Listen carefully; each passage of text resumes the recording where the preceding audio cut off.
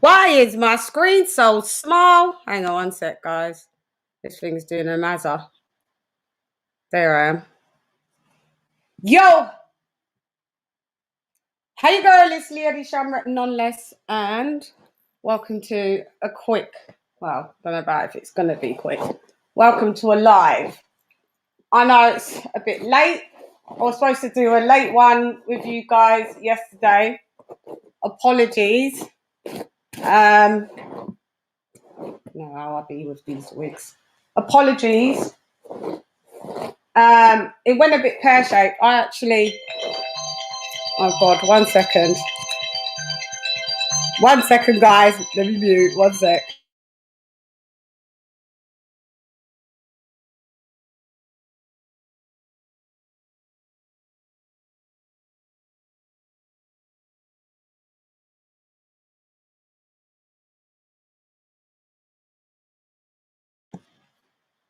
God, I called someone an accident and they're calling me back.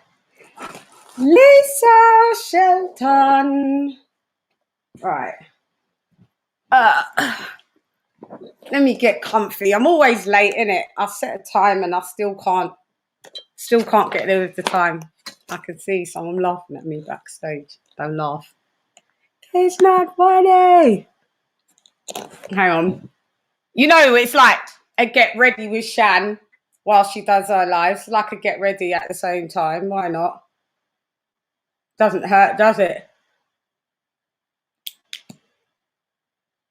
I think I need to touch on a couple of topics though before I am just going and right. Let me just speak.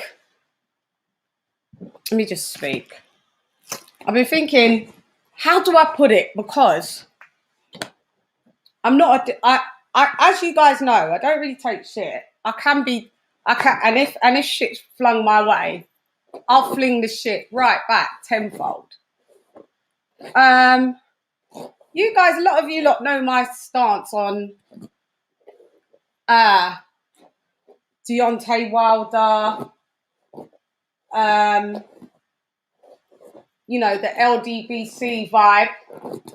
Let me tell you about my stance on Deontay Wilder, where I was coming from. Where I was coming from with Deontay Wilder, the place where I was coming from, I initially was rooting for Deontay Wilder to get the win over Tyson Fury, fight 1 and fight 2. Then what happened is, guys, all of the excuses came out and the inaccuracies. And what I realised is that basically when I first started coming through the boxing scene, I came through and I got brought through by EJ Boxing and stuff like that to various channels. And I came through and Lisa, what up? God damn. Thanks, girl.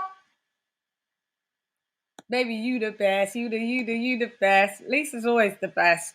Thank you so much, Lisa. My sister for life. Let me get through this. My sister for life. So I realised, you know, I came through like Coach K and they allowed me on their platform. They was like, oh, we've heard of you. You're the girl in London that does the boxing and talks about the boxing and knows about her boxing. And I was like, yeah.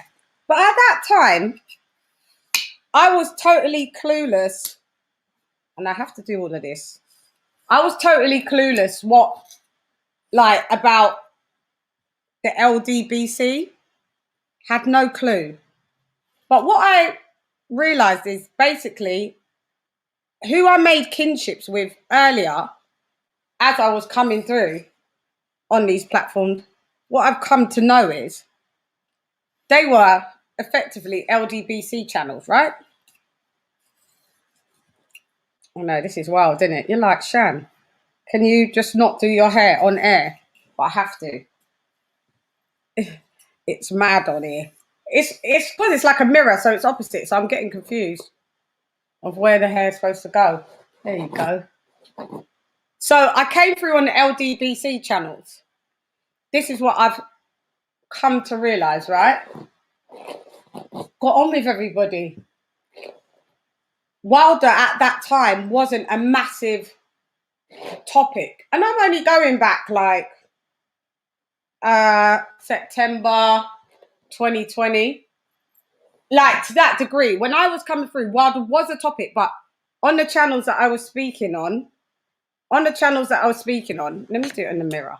On the channels that I was speaking on, Wilder wasn't the end all and be all topic. So I didn't really hear their stances on it. And we was actually just talking about the sport of boxing and me as a female coming through on the sport of boxing, doing commentary. So I then began to do my channel, as you guys know. And then we start talking about the madness of what Deontay Wilder was on, all the narratives. So as you knew, I banged on him because I wasn't down with all this unfactual stuff. And then, after a while, I was made aware of these channels that, there was a group of people called the LDBC. So it was a load of infactual stuff that was just like a lot of race baiting and a lot of, there's proud to be who you are and proud and to root for your people and culture. Not a problem. Not a problem. Tyson Fury does it with the gypsies. But then, fast forward, I decided, like, as you guys know, Blue from Blue Blood Sports TV came on my channel. And as you know, everybody could come on my channel. It's not a problem. I don't care about views. I don't do things to be sensationalized. I just would like to get down to the bottom of things or talk about the sport, the great sport of boxing.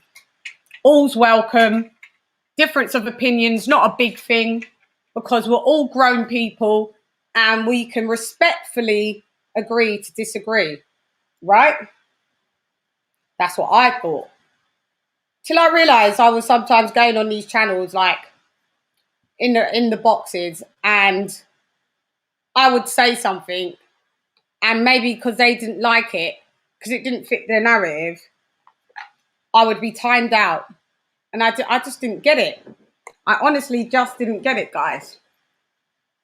And then now, fast forward, I see people, I turn on my TV and I see people calling my brother Spencer Fearon racist, and he's this and he's that, some derogatory names, and a whole panel of black people, black Americans, talking about us black Brits.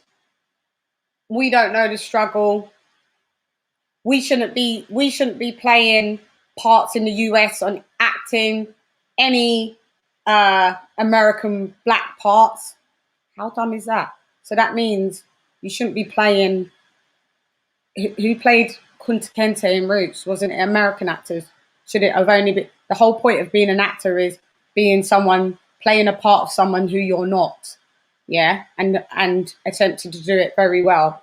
That is your job as an actor. Yeah. So this was the hatred that they were spewing out about us black Brits. Yeah. Remember, us black Brits were the ones that stood up and mourned for every black American that was brutalized by the police, killed by the police, the Eric Garners, George Floyds, the Sandra Blands, the Breonna Taylors. The list goes on, yeah?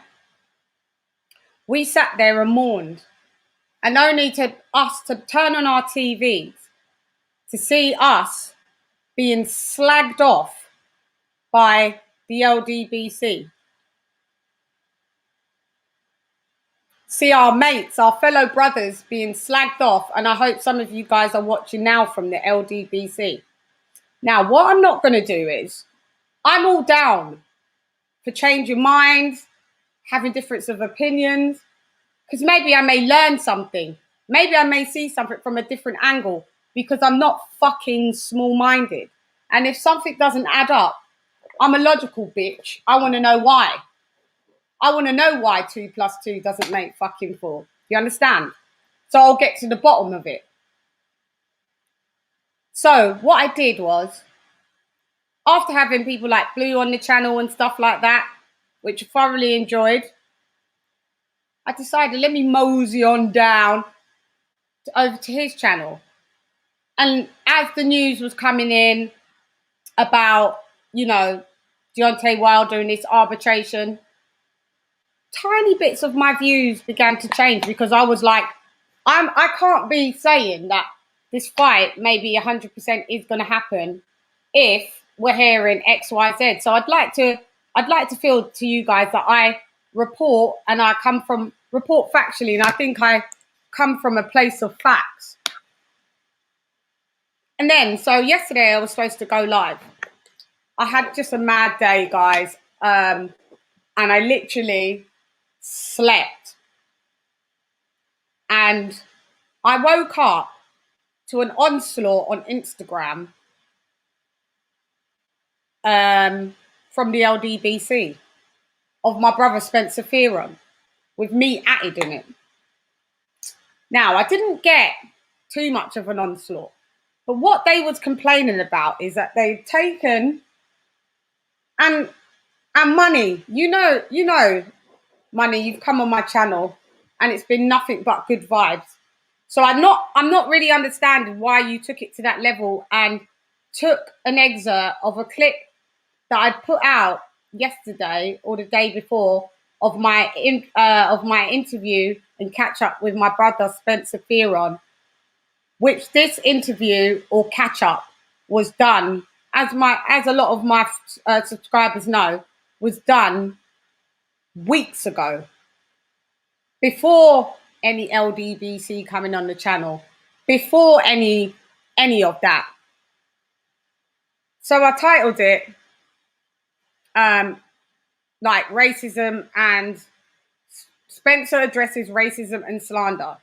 Now in the video we talked about, and this is the thing, I was actually gonna go on Fred the Barbershop just to see if I could speak on an even platform with people that may have said some nasty things, not may, but did, about my brother, and maybe try and see where all of this nastiness was coming from.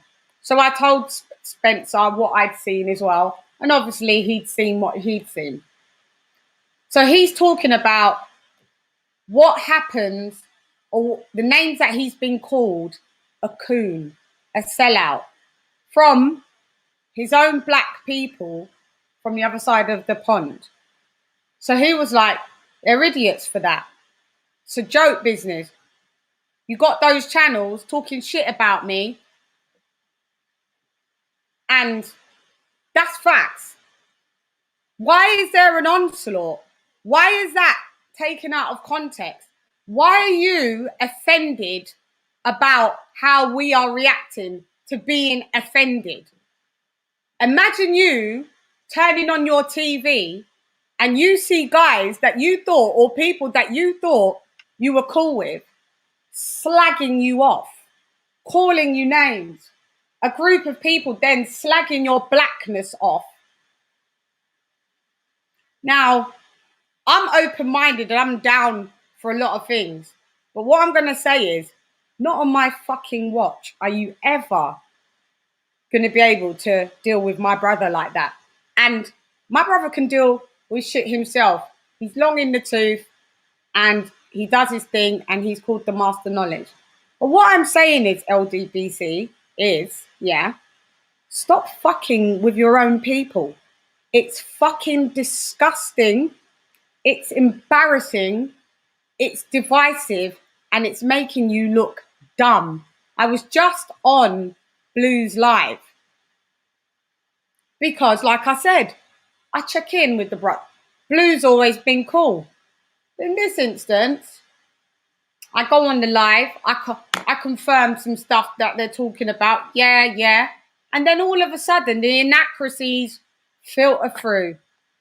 And the minute you say, oh, but hold on 1 second, you're timed out. You're blocked. I never get blocked. I always get timed out. Now, I sent a super chat through, but when it's a super chat that they think this supports their vibe, it's on there at the front and it's put out. Then I sent in another one after being timed out, and I was like, yo, your moderator's a joke, just for a difference of opinion. Now, I can't be on a channel. I support AJ. There's no reason. I don't understand why you go on these channels and they are pro-black, but all they do is bang on the black brother. AJ's disgusting. AJ's a pussy. I had that even under some of my comments. AJ's this, AJ's that.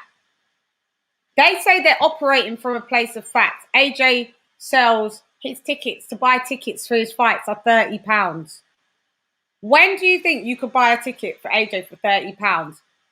Then his VIP, to get into the VIP, is worked out as like $2,500 or $2,800. So what? AJ's a big fish in a small pond. AJ's not a star. Nobody said he was fucking Michael Jackson. But if you want to weigh up and operate from a place of facts, let's have it right. Deontay Wilder didn't sell a fucking breadcrumb out of a loaf of bread to the homeless, yeah, before teaming up with his name, with Anthony Joshua. Let's have it right. We don't care if Anthony Joshua went to a basketball game and they said his name wrong. We don't care. It doesn't negate the fact that Deontay Wilder attached his name to Anthony Joshua in order to become one of the stars of boxing. We are going to operate from a place of facts. And if I send my fucking money into a fucking channel and you have the audacity not to read a super chat because it sits you better to sit there, all of you channels, this LDBC bit, and say nothing about the sport of boxing, even when we're asking about other stuff. All it is banging on AJ, banging on other fighters that have no relevance, and just collecting super chats. Because people are like, yes, sir, no, sir.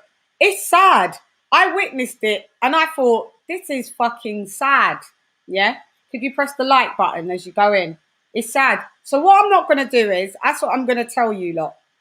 Don't fuck with me. Don't fuck with my brother. If you don't want to fuck with us, we're not begging no friend. We don't give a shit. You're not better than us. You never will be, with that mind of your crab in the barrel, divisive Jim Crow laws. We have been in the UK for 8 years.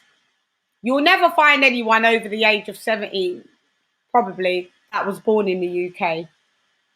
We are either African or our parents are West Indian. I grew up in the States, Staten Island, New York.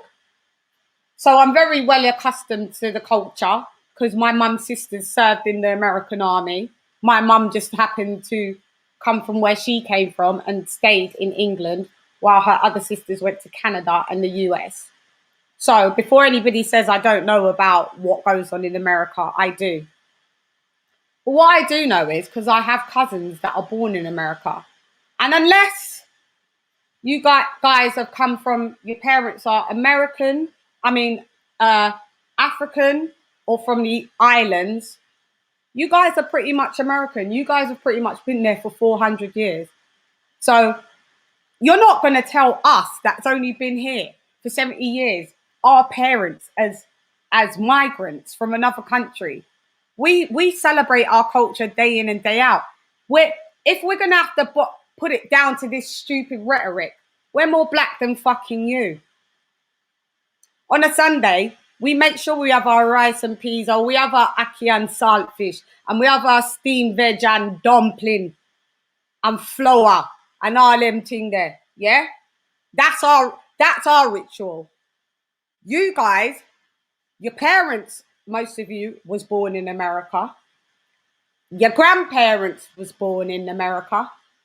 And your great grandparents was probably born in America or come from wherever and was on the cotton fields. You lot have been removed from your culture for 400 years because you've been there for 400 years. So what we're not going to do, we're going to operate from a place of facts. So in future, if you've got anything to say, because all you've got to do is tear down another set of black people, I just want to say that your lives are bitter and I actually pity you. If you want to have a decent conversation, I'm always down for a decent conversation. You can always support one without having to degrade another.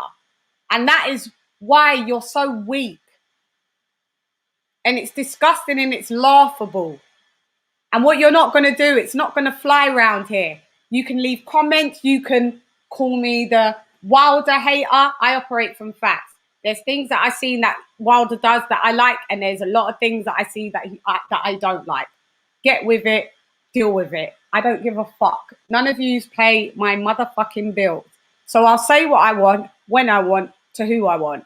And now that I know how you guys fully operate, all you ignoramuses, that's a Latin word, because we are European as well, so we do attach the Latin.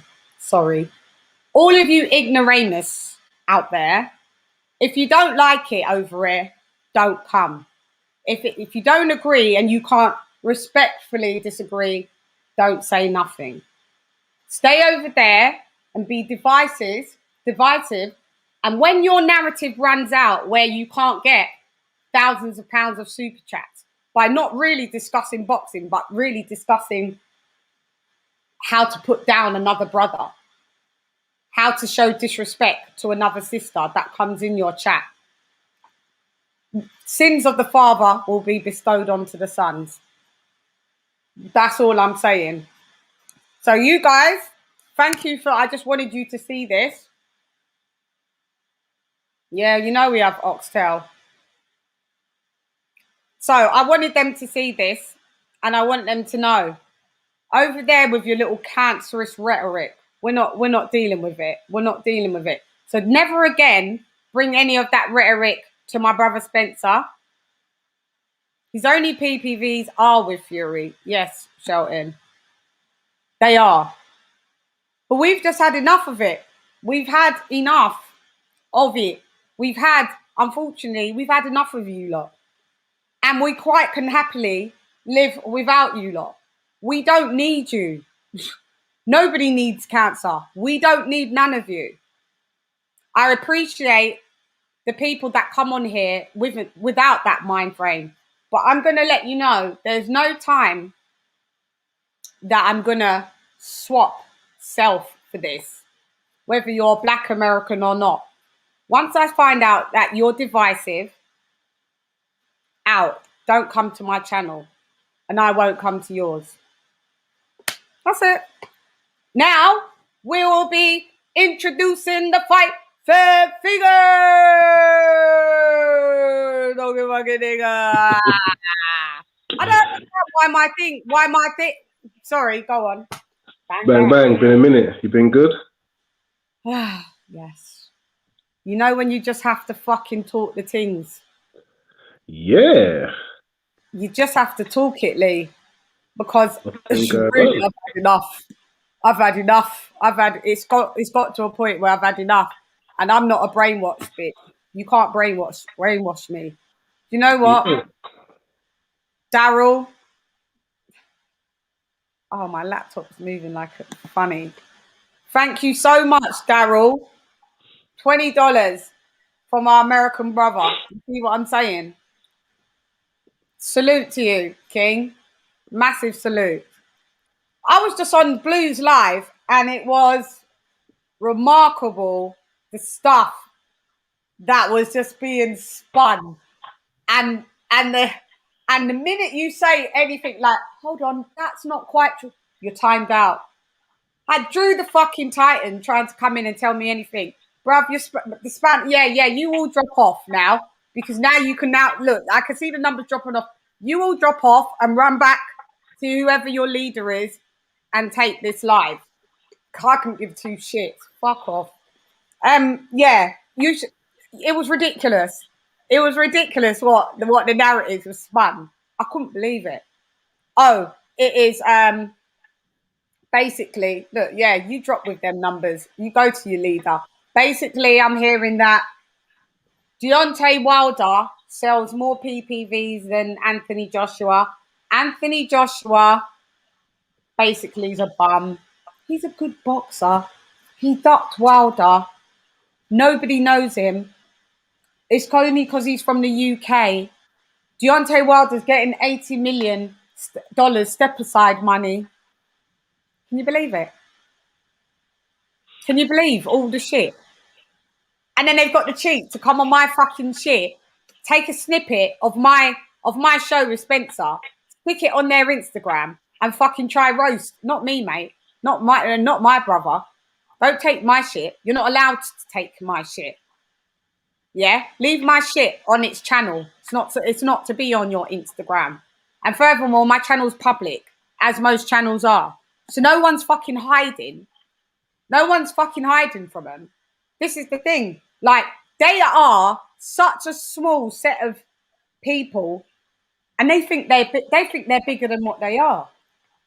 This is what I saw. They're small. You go anywhere in boxing, no one gives a shit about them. We're on boxing, but they think that they're the Thy Kingdom Comes. It's amazing. So I thought I just need to address that, because when people don't go around looking for trouble and then you try to bring trouble my way, my mum always said it, deal with it swiftly, neatly, not on my watch. Don't fucking come round here, mate. Not feared of none of you. You think you're rough round here, we are rougher as well. Yeah, it works in waves. I've had enough of them. Yeah, 80 million. 80 fucking million. 80 million. This is what we're being told. 80 million. Yeah, it's okay, babe. Go to bed. Good night to you. My screen is really small within the... I don't know why, though. 1 second. No, it's not solo layout. I don't know why it's doing that. It's doing it like we look mad small. And when I do it big, I can't see the rest of the chat. So that's what I say. So, what do you think? What do you want? You got anything to say? It's just kind of like the same story with different names. There's always some... Do you think problem I'm with fair on my somebody. channel? Do you think I extend the welcome to all different types of people to come on? Fury lovers, AJ lovers, You Wilder do lovers. you do extend the welcome, but you know it is your show and you do moderate. So No, what I'm saying is I moderate. What other channel do you go on and you see in boxing? You've got LDBC on your channel. You've got Tyson Fury people. I allow them still to come on my channel. You're not allowed to go on their channels. I allow everyone to come on my channel as long as it's respectful. I had Coach Asgi, and you saw how that panned out. If I was biased, I wouldn't let no one in I wouldn't let anyone in unless they loved AJ on my channel. but yeah, there always seems to be some kind of issue with someone and it's generally like the same story repeated over and over again. They've just got a different set of people that they're attacking. And it's called losers. That's what it's called, unfortunately. There we are. I'm back now. It's Loserville. That's what it is. And then they make it out that you shouldn't be able to be defending yourself. If I turn on the telly and I see them cussing, yeah, of course he's delusional, Coach Asgi. He's a fucking idiot, Shelton. I'm going to put the thing in. You can come through. Like, I just wanted to say that, and everyone can come through, and we can. I'm going to put the link in the chat. Yeah, I think I allow everyone to come through. I appreciate everyone to come through. I never tell people no.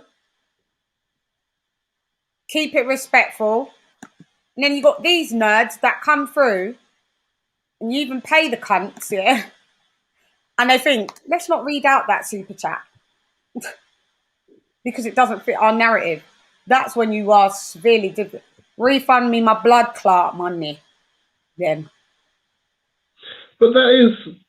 Did you really think they was going to read it out, Chann? That is what they're known to do. They read out one of them when it was something that was a fact, and I agreed on it, and it was a fact. But then when they was talking about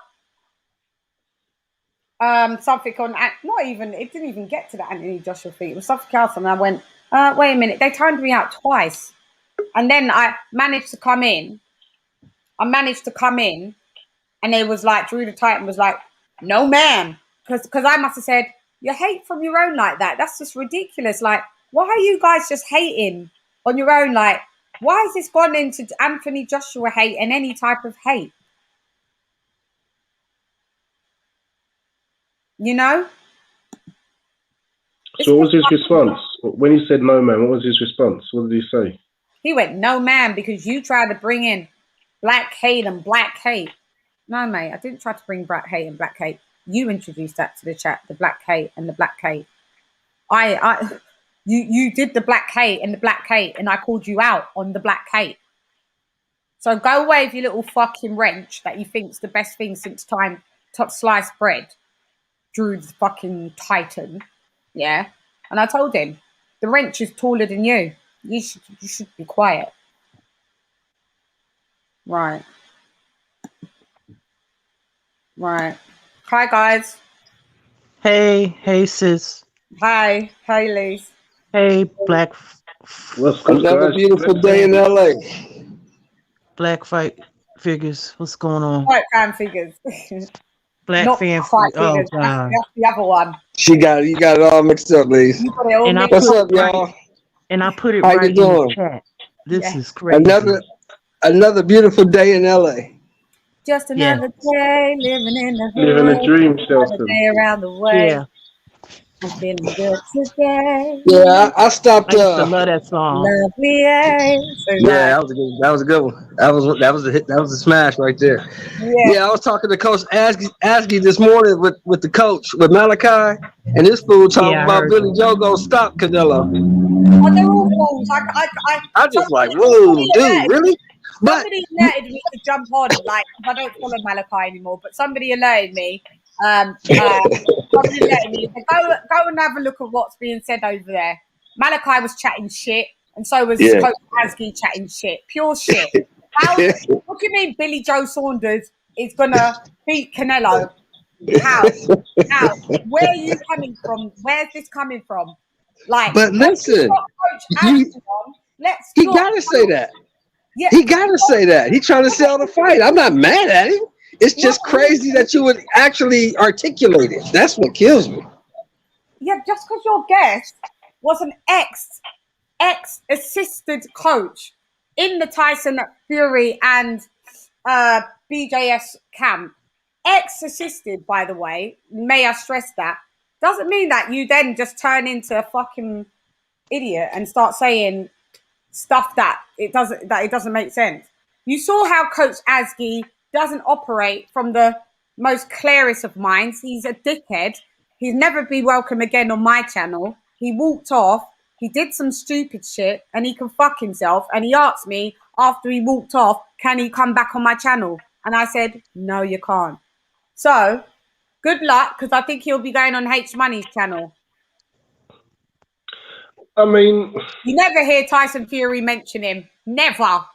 They never mentioned, like, we got my old crew, and they never mentioned because he was nothing. This is what I'm trying to tell people. Now, who do he train?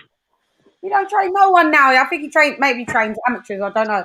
But he was the assistant coach in, like, you know, the Billy Joe Saunders camp with Ben Davison. You know, that was where he was. They fired a lot of them. Tyson Fury, they got rid of a lot of them. You've never heard Tyson Fury ever mention them. Nobody interviews them. IFL, Sky Sports, they're insignificant. But I thought, I saw him on Kurt's channel chatting a load of shit as well. And that was months and months and months ago, way before I even had a channel. Did you see him, Shelton, chatting shit there? He got slewed. Yes, ma'am. I thought he's a dickhead from them. The same delusional garbage. Yep. And then months later, I saw him pop up on Malachi. And then he was saying some things that were interesting about, you know, the weed and stuff. And I was like, well, maybe that's why Wilder didn't feel his normal self and XYZ. But that he was talking about the first fight. But I was like, if that's what he does in the dressing rooms, then maybe that's their ritual. Like, Wilder may not be smoking weed, but his friends are all smoking weed. So I thought, let me get Coach Asgi on.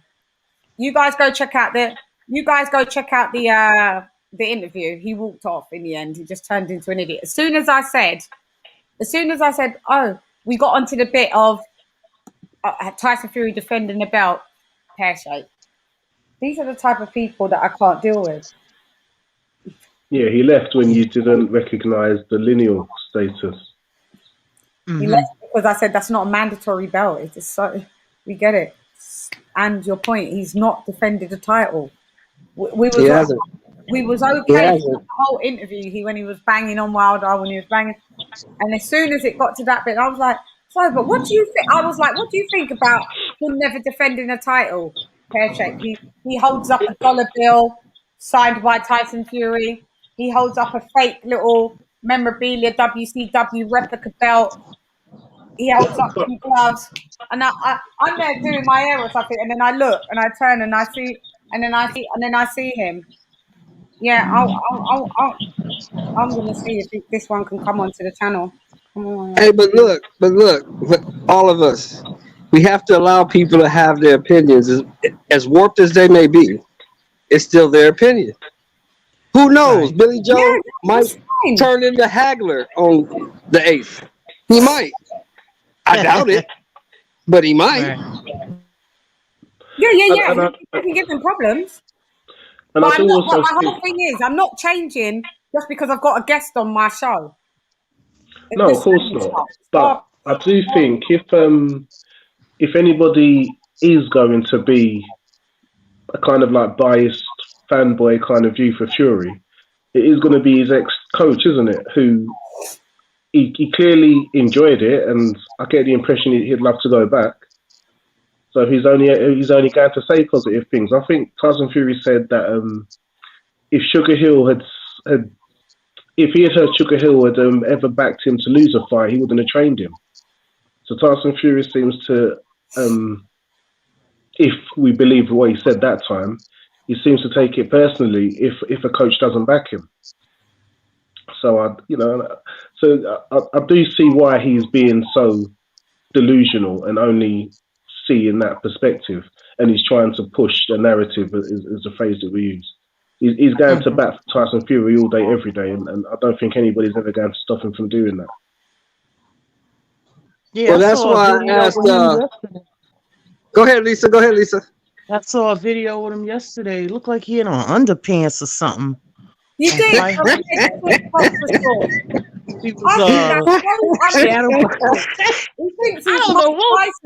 He thinks he's Mike Tyson. That's why. Yeah, I don't know what's going on. That's why I asked Coach. I said, okay, since he's talking all this Fury stuff, that's great. This BJS stuff, that's beautiful. Ask him to come back on the channel Monday the 10th, and let's see what he's talking about then. If Billy Joe wins, then Crow don't taste that bad. You got to eat it. But if not, I want you to come back with that same energy Come on back on the 10th, and let's see what you're talking about then. Because I doubt this fight goes past 8 rounds. I doubt it goes past 8. I think it goes to points, probably. Yeah, Billy Joe's never been stopped. He's never been stopped. He's never been stopped, Shelton. Who has he fought? The toughest guy he fought in my estimation, he fought Lemieux and he fought Eubank Jr. That's the 2 toughest fights he's ever had. And they still went to points. And Canelo stops both of them guys. Canelo stops both of those guys.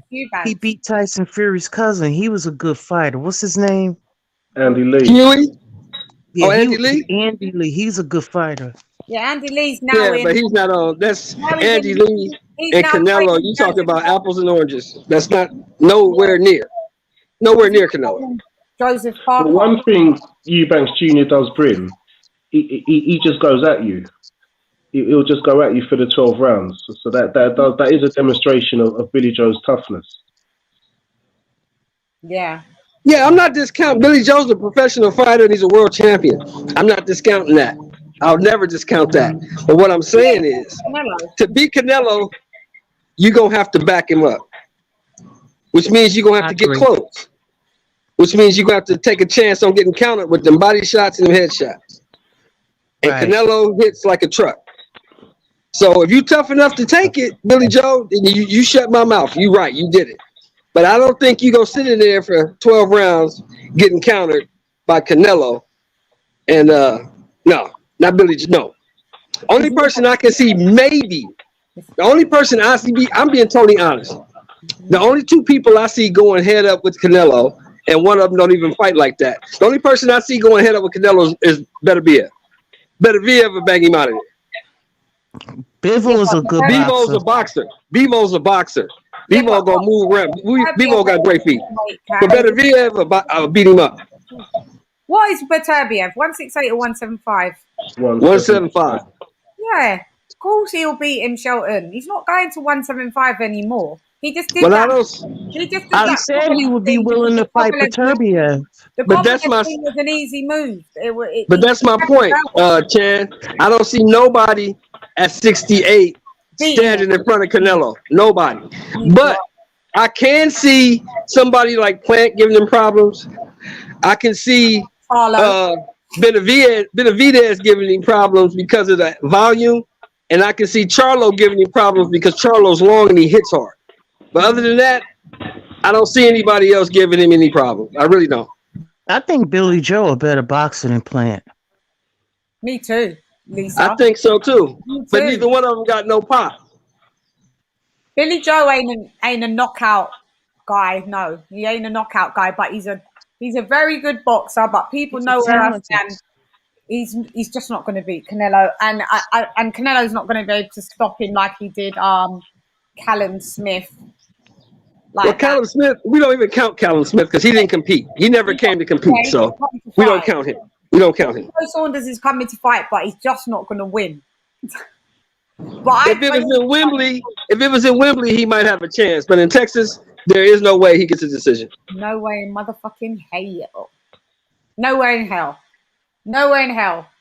Yeah, Bivol said he would come down. Yeah, because Bivol looks like he's on tomorrow fighting at what he's 175. Yeah, I'm excited about that fight. I want to see Bivol. I'm excited about that. They say this Richards guy is pretty decent. I've never heard of him, but they say he's decent.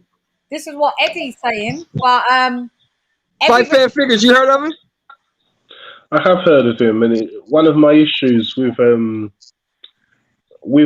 cards is that there are great names on there, but they're mismatches. You know, with the co-main and the main event, you got a heavy chance of knowing who the winner is, and then the co-main, the undisputed lightweight fight for the women's boxing, absolute great fight, 50-50, meaningful, all the belts, just what you need. The main event, it is a 50-50 fight because Parker's on a slump, but What's the meaning for it? What does it mean? Are they getting some rankings in the WBO? But ahead of that, they've got Usyk. So even if they do win it and they get a high ranking, Usyk or Joyce will be the first mandatory. Then they'll have to wait for the cycle. You know, I think then so it's like what meaning does it have? It's just a fight that Derek is always popular. Coming on. Derek is always popular. He has his fans, so they've stuck it on pay-per-view. Stack the undercards, good fights, not so competitive, and you got that great women's bout. So I see where they're going with it. It's the overall cards is not for me. This is not for me. Right. Well, I got Jonas in that fight. I got Jonas beating Katie Taylor.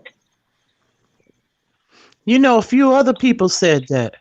Listen, yeah, Lise, yeah, I want Jonas to win. I think Jonas, and I actually got it wrong, because you remember when I said to you, Lise, I think a couple of days ago, that when I was looking at Jonas, she seems to be the smaller one. No, she's not.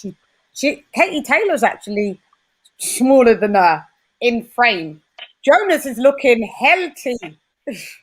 Oh, okay, good. Jonas just came in. They both just about made the weight. They came up at like maybe a half a pound under. They came in at like 134.8. Like, oh, okay. Yeah, so it shows that these women do walk around a little heavy. But what I am amazed at is that I didn't know that Natasha Jonas is 37. She's got a mad baby face. I thought she was younger than that. Yeah, she does. Yeah, she's older. Young. Yeah, she's older. Yeah. She looks good. I wanted to Katie Taylor's not that young either. 34, 35. No, she's not either. I want Jonas to win so bad, because I think she's a great boxer. She had one defeat, and everybody kind of was against her after that one defeat. I'm not saying I was. You know how fickle the boxing world is. One defeat and all of a sudden you're washed. But right. She's southpaw as well. So she's gonna give. I can sense an upset. I think there might be an upset, but it could go so either ways, because Taylor is so favoured and favorited. The judges, even here on our own, will still pull rank on and do if it goes to points, it'll go for Taylor. It's got that dangerous omen. It's the last fight in UK with no crowds, and they say the crowds kind of you lose the home advantage with no crowds, and we've had a lot of COVID upsets, and this might well be the last one. This might well be. I would be so happy if Natasha did get the win. I picked that African guy earlier, but he lost to Sonny Edwards. I picked brother. How do you pronounce his name? What did he fight already? Is he on what the? Frank he fought earlier on today. On Frank Warren's card. Unanimous decision. Yeah. I didn't watch none of Frank Warren's one today. I didn't watch nothing, boy. That was the most under promoted show, because I'm too busy with the Derek Chisora doing his antics. Chisora, he better fight tomorrow, otherwise he's got a massive lawsuit. Well, he's going to show up. I mean, because Joe Parker's going to get paid regardless, because he's going to get in the ring. Yeah, and once you make part of the show, it's all just part of the show. He's open to exactly. Pay-per-view buyers. I think the pay-per-view buyers they're quite happy with, because I haven't seen David Hay doing his crazy hard sell about it. It seemed a lot more relaxed, so maybe they're happy with the numbers. I think they're happy with the numbers, and I think other than me, I think I'm in the minority. I think a lot of people are looking forward to the card. I think they're looking forward to it. I think I am. It might be a healthy one. Yeah, I think. But I ain't buying it until I know that fucking Derek's gonna fight. Well, see, here's the thing, right? I don't know how it works. Fight Fan Figures, maybe you can help me out. I don't know how it works over there in the UK, but here, once you guys make weight, then your money is set. You're good. You're good once you make weight. Now, if you don't get in the ring, then they gonna hold your purse. No, they can hold your purse even if. Yeah. If you don't get in the ring, they can hold your purse. Yeah. So I know for a fact that Joseph Parker is gonna walk out and get in that ring because he already got paid. He don't want to lose his money. He gonna go get in the ring. I wonder how If much. Chisora don't get in the ring, that's on him. David Hayes done said that he'll be sued. He'll be sued. Right. But to be honest, I don't think Chisora would care. Nobody could force him. If he decided he's not fighting, and that's what David Hayes said. Care. And David Hayes said the same thing. He'll be sued, but he won't care. He won't care. All because I'm hearing now it was in the contract that they flip a coin. Yeah, it's in the contract that they flip a coin. But I'm hearing that that he didn't know that was in the contract and was only told today. So I don't know how true that is. We had this last time when they was co-main to the Taylor Prograis fight. He didn't know they were co-main. He thought they was the main event because they're his fan. There's always something Derek Chisora doesn't know at the press conference that he gets to know Eddie Hearn about and get us all talking about it, sell a few more pay-per-views. I think Eddie and David just had a glass of wine, said, how are we going to play it this time, lads?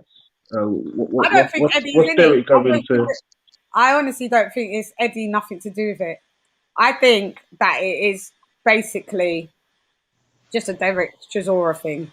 I think Eddie's still lacking out. David A looks stressed out, boy. David A looks stressed today. Did any of you guys see my commentary on it? I gotta look at it. I didn't see it. No, today, yeah, I saw it. It was funny. I saw it. It was funny. Yeah. David Hayes going grey, yeah? You don't think he'd been using just for men, now he's just thought, you know what, I can't deal with it. He's got a grey beard now.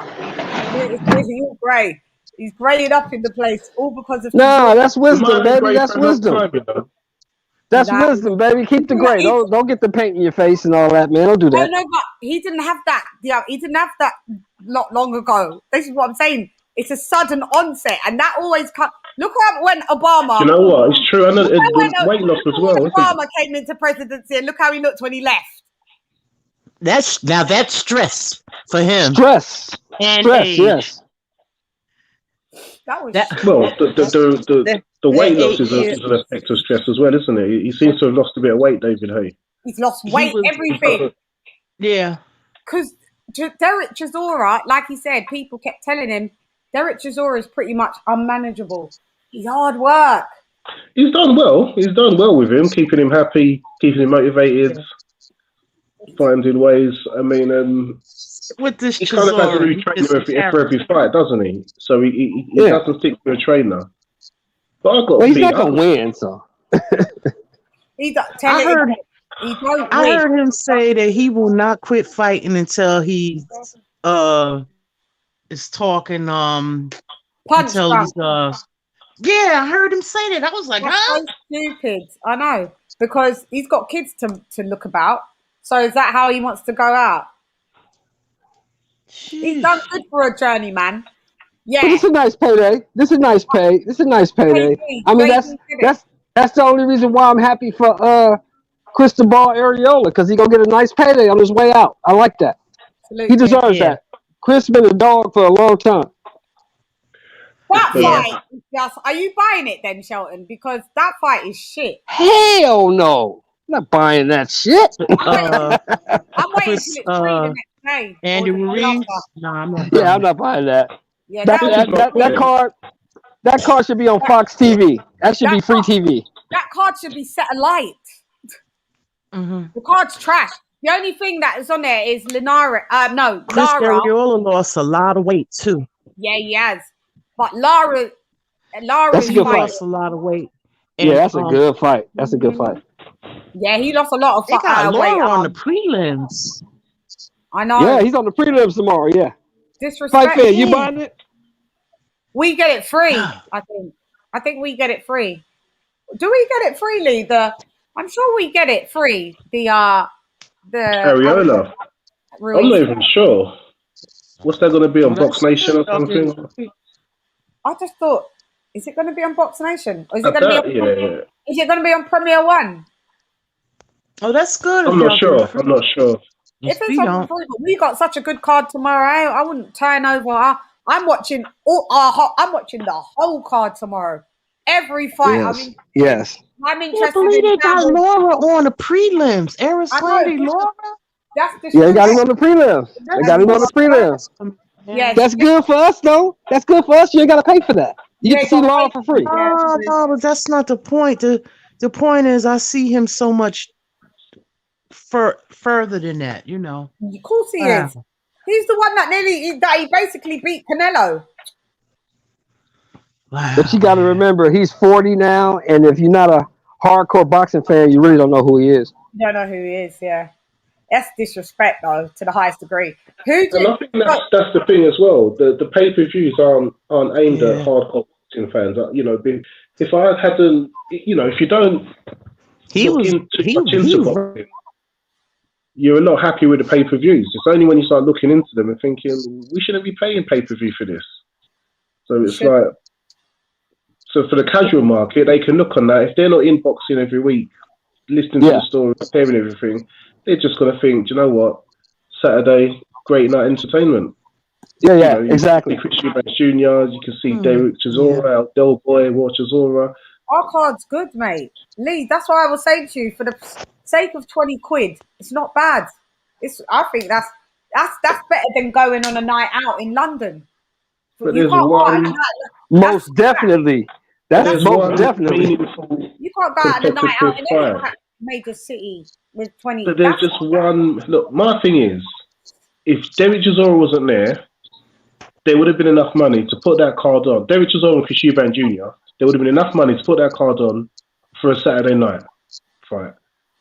So what do you call it? So, like you said, we know the outcomes of them fights, most of them. Because like the Eubanks Jr., I checked Morrison's resume. He has lost. He had a loss to a guy that had lost like 60 times. All of his fights have been like 3 and 47, 8 and 65. Whoa. Dead his resume. God. So, and then I think they're building up for the Golovkin fight, aren't they? They're trying to build up. They're trying to build up for the Eubanks Jr. Golovkin fight. So the last thing they want is for him to be in a dangerous fight. So they've picked an opponent that they think he can beat easily. You could have gave him better competition than that. Way better competition than that. They don't have to, because all the crowd are gonna go, oh, Derek Chisora, and they're still gonna buy the damn thing. They don't care. Well, I'm talking about Eubank though. They could have gave him a better. They could have gave him a better person than that opponent than that to fight than someone, and he's lost to someone that's lost nearly 100 times. Yeah. I think that's a standard Eddie Hearn thing though. He normally, when the fighters first join, he normally gives them a runabout, just a tick-over fight, he calls it. So it's an easy win. Yeah, but just to get them on the show, leading up to something big. There was a walkover, mate. That is. Do you know what I mean, Lisa? Like, you could... That is... But when I looked at the geezer's resume, I wonder if I could share. I don't know, man. Wow, yeah. I wonder if I could share screen. I'm not that great at doing this, because then it goes into loads of different...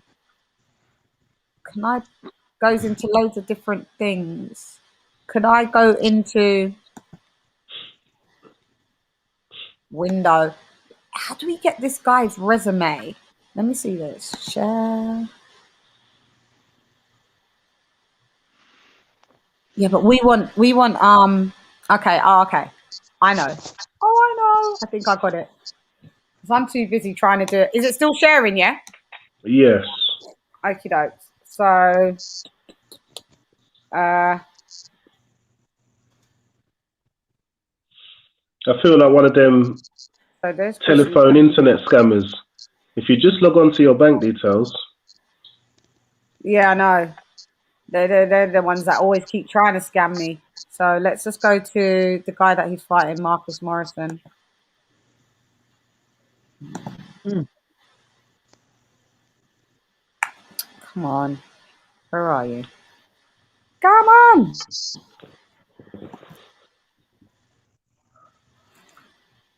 Go on to Marcus Morrison. Okay, cool. You can see it, yeah? Yes. Okay, so look at the stats. Okay, so he won again. 5 and 69. Wow. 12 and 10. 29 and 3. That one's not too bad. 5 and 50. 6 and 10. A lot of red there. 5 and It's a lot of red going on. Yeah. 3 and 31. He lost. Wow. I thought he lost to the guy that had 69. 10 and 18. There's a loss too. 11 and 11. 23 and 45. His record is trash. 20 and 6. So anybody remotely that had like a decent stat like this one, he loses to like that. Well, 11 and 11 is bad. 14 and 21. 15 and 26. It's trash. His resume is total, utter trash. Wow. It's trash, a tick-over fight for Eubanks, isn't it? It's set up as a tick-over fight for Why Eubanks. are they trying to say that this geezer can punch and he can bang, and there's probably, you never know, he might be able to. No, he can't take Eubanks, mate. Stop lying. Stop. Hey, Fight Fan, is Eubanks planning to come across the pond? Say that again? Is Chris Eubanks Jr. planning to come across the pond? He was there already, wasn't he? Roy Jones is over here with him at the minute. Yeah, Roy Jones is his trainer, right? Yeah. Would they put a Golovkin fight in America? I think they probably would. I think he'll probably be on one of the American DAZN shows. Yeah, if he's going to do the Triple G thing. But, so I'm thinking this is the fight to make him look good. To say this is a fight to make him look good. To say Roy has him turning the corner to build up for a big fight. Because you already heard Eddie Hearn say that Golovkin's not fighting nobody till December. So why can't he take a fight in the middle of that? Remember, he said that. Yeah, he did. You're right. The Zone's problem is they can't fight in the middle of that because it's going to be too risky. Demetrius Andrade can't get no fights, man. Connie leaves because that's what because Eddie Hearn said he wouldn't mind to do Andrade and Eubanks Jr. if the Golovkin one can't be done. He said that's another alternative. I don't know why. Right. I don't understand why he's so hell bent on Triple G though. Like Triple G is coming to the end of his career. Because the Zone's paid him a load of money and they want him to be in some fights so they can, make use of it. Yeah, and he's just taking their money at the end and he's just picking. They can't force him to fight. He's just picking the opponents they want. He's refusing to fight the names that they want him to. He does. He's not interested in Andrade at this stage of his career. He's thinking, why do I need that? That guy in Japan is not old. Murata. I don't know. Is that a potential opponent though for him? Yeah, that's who he's supposed to fight. That's the unification. And that's a big money fight in Japan. Oh, for Triple G. Who for? Triple G? Yes, for Triple G, he's going to fight Murata. Yeah. Because they want to unify 168. He wants to unify 168. Well, this is 160. 174. Oh, what is is he 160? Triple G. Is he? Why did I think he was 168? I thought he was super middle. Okay. Well then, is that why the Charlo does Jamal want him then? Yeah, Jamal is 160. Yeah, so isn't that opposed? They've been talking about a proposed fight with him trying to get with Triple G. Yeah, but Eubanks Jr. is 168. So what would he do? Will Triple G go up or Eubanks Jr. go down? What? I'm not sure. I don't see Eubanks Jr. going down to 160. I can imagine Triple G going up. Yeah, that would Triple G's a career 160 pounder. Maybe they could do a catch weight. Triple G is 72. For the right money, they could do a catch weight. I don't see Chris Eubanks Jr. going all the way down to 160 now. No. Yeah, Triple G is 72 years old and he needs a payday. Yeah, this is what I'm saying. It's whatever. That's just a what if. He's gonna get over this Morrison. And then I think Eubanks can do 160. I mean, I remember his dad talking about one in the Jamal Charlo fight, the bigger Charlo. So, you know, I think that was So he's capable. Yeah, he's a dream rat. He can do it. He's at 160 now. He's not 168. He's at 160. Yeah, he's a gym rat. I can see him doing it. Who? Triple G? No, I mean Eubanks Jr. Banks. What? Him going down to 160? I could see him doing it if he could. For the right money. Yeah. For the right money, right? I guess. Yeah. I guess. Because he's always shredded and he stays in the gym, so. I don't know if that would... Well, I guess if he's going to be offered the right money and he's not going to miss out fighting Triple G by saying, oh, I can't make that weight. So, yeah, he'll make that weight. He'll drop that 8 pounds. Right. Yeah, you're right. Who else is on the card, fight fans? Who else is on that card? We've also got... We've got the girls, got the main. We've got Campbell Hatton. Campbell Hatton is coming in to show us again how not to gas out this time, hopefully. What do we think of that kid? Honestly, everybody on the panel. What do we think of that kid? I don't think much of him. I'm not impressed, in my opinion. But everyone's like, I'll stop banging on him. He's only fought once. I was like, yeah, but Keyshawn Davies only fought once, and I was impressed. I've seen lots of guys debut and been impressed, and I've seen guys debut and I've not been impressed. He's one of them. I'm not impressed. They've got him out again quickly, haven't they? So yeah, because we'll quickly have a look and see. Yeah, because you can't use first stage nerves anymore. You know, like you can't say he was nervous. He's got to get a grip of that now. So we should see a better performance. I think they'll be more careful with the opponent as well. I think they'll make sure he's got an opponent that he can actually look good in because they're trying to build him up to something. I like Prince Nassim's son. He looked pretty good. I know. He do look good. He looked fast, but I mean, that's all. That could all be like down to editing, and I don't know how he fights. I haven't seen a fight. I don't know if he has to. I did report it on him looking really good doing the training stuff. He looked good training, but is he going to be like all of the kids that are like that like the legends that have kids? Conor Benn is banging. Cool. Conor Benn is banging. Tim Tszyu. And Eubanks Jr.'s doing all right. But Tim Tszyu, Costa Tszyu's son.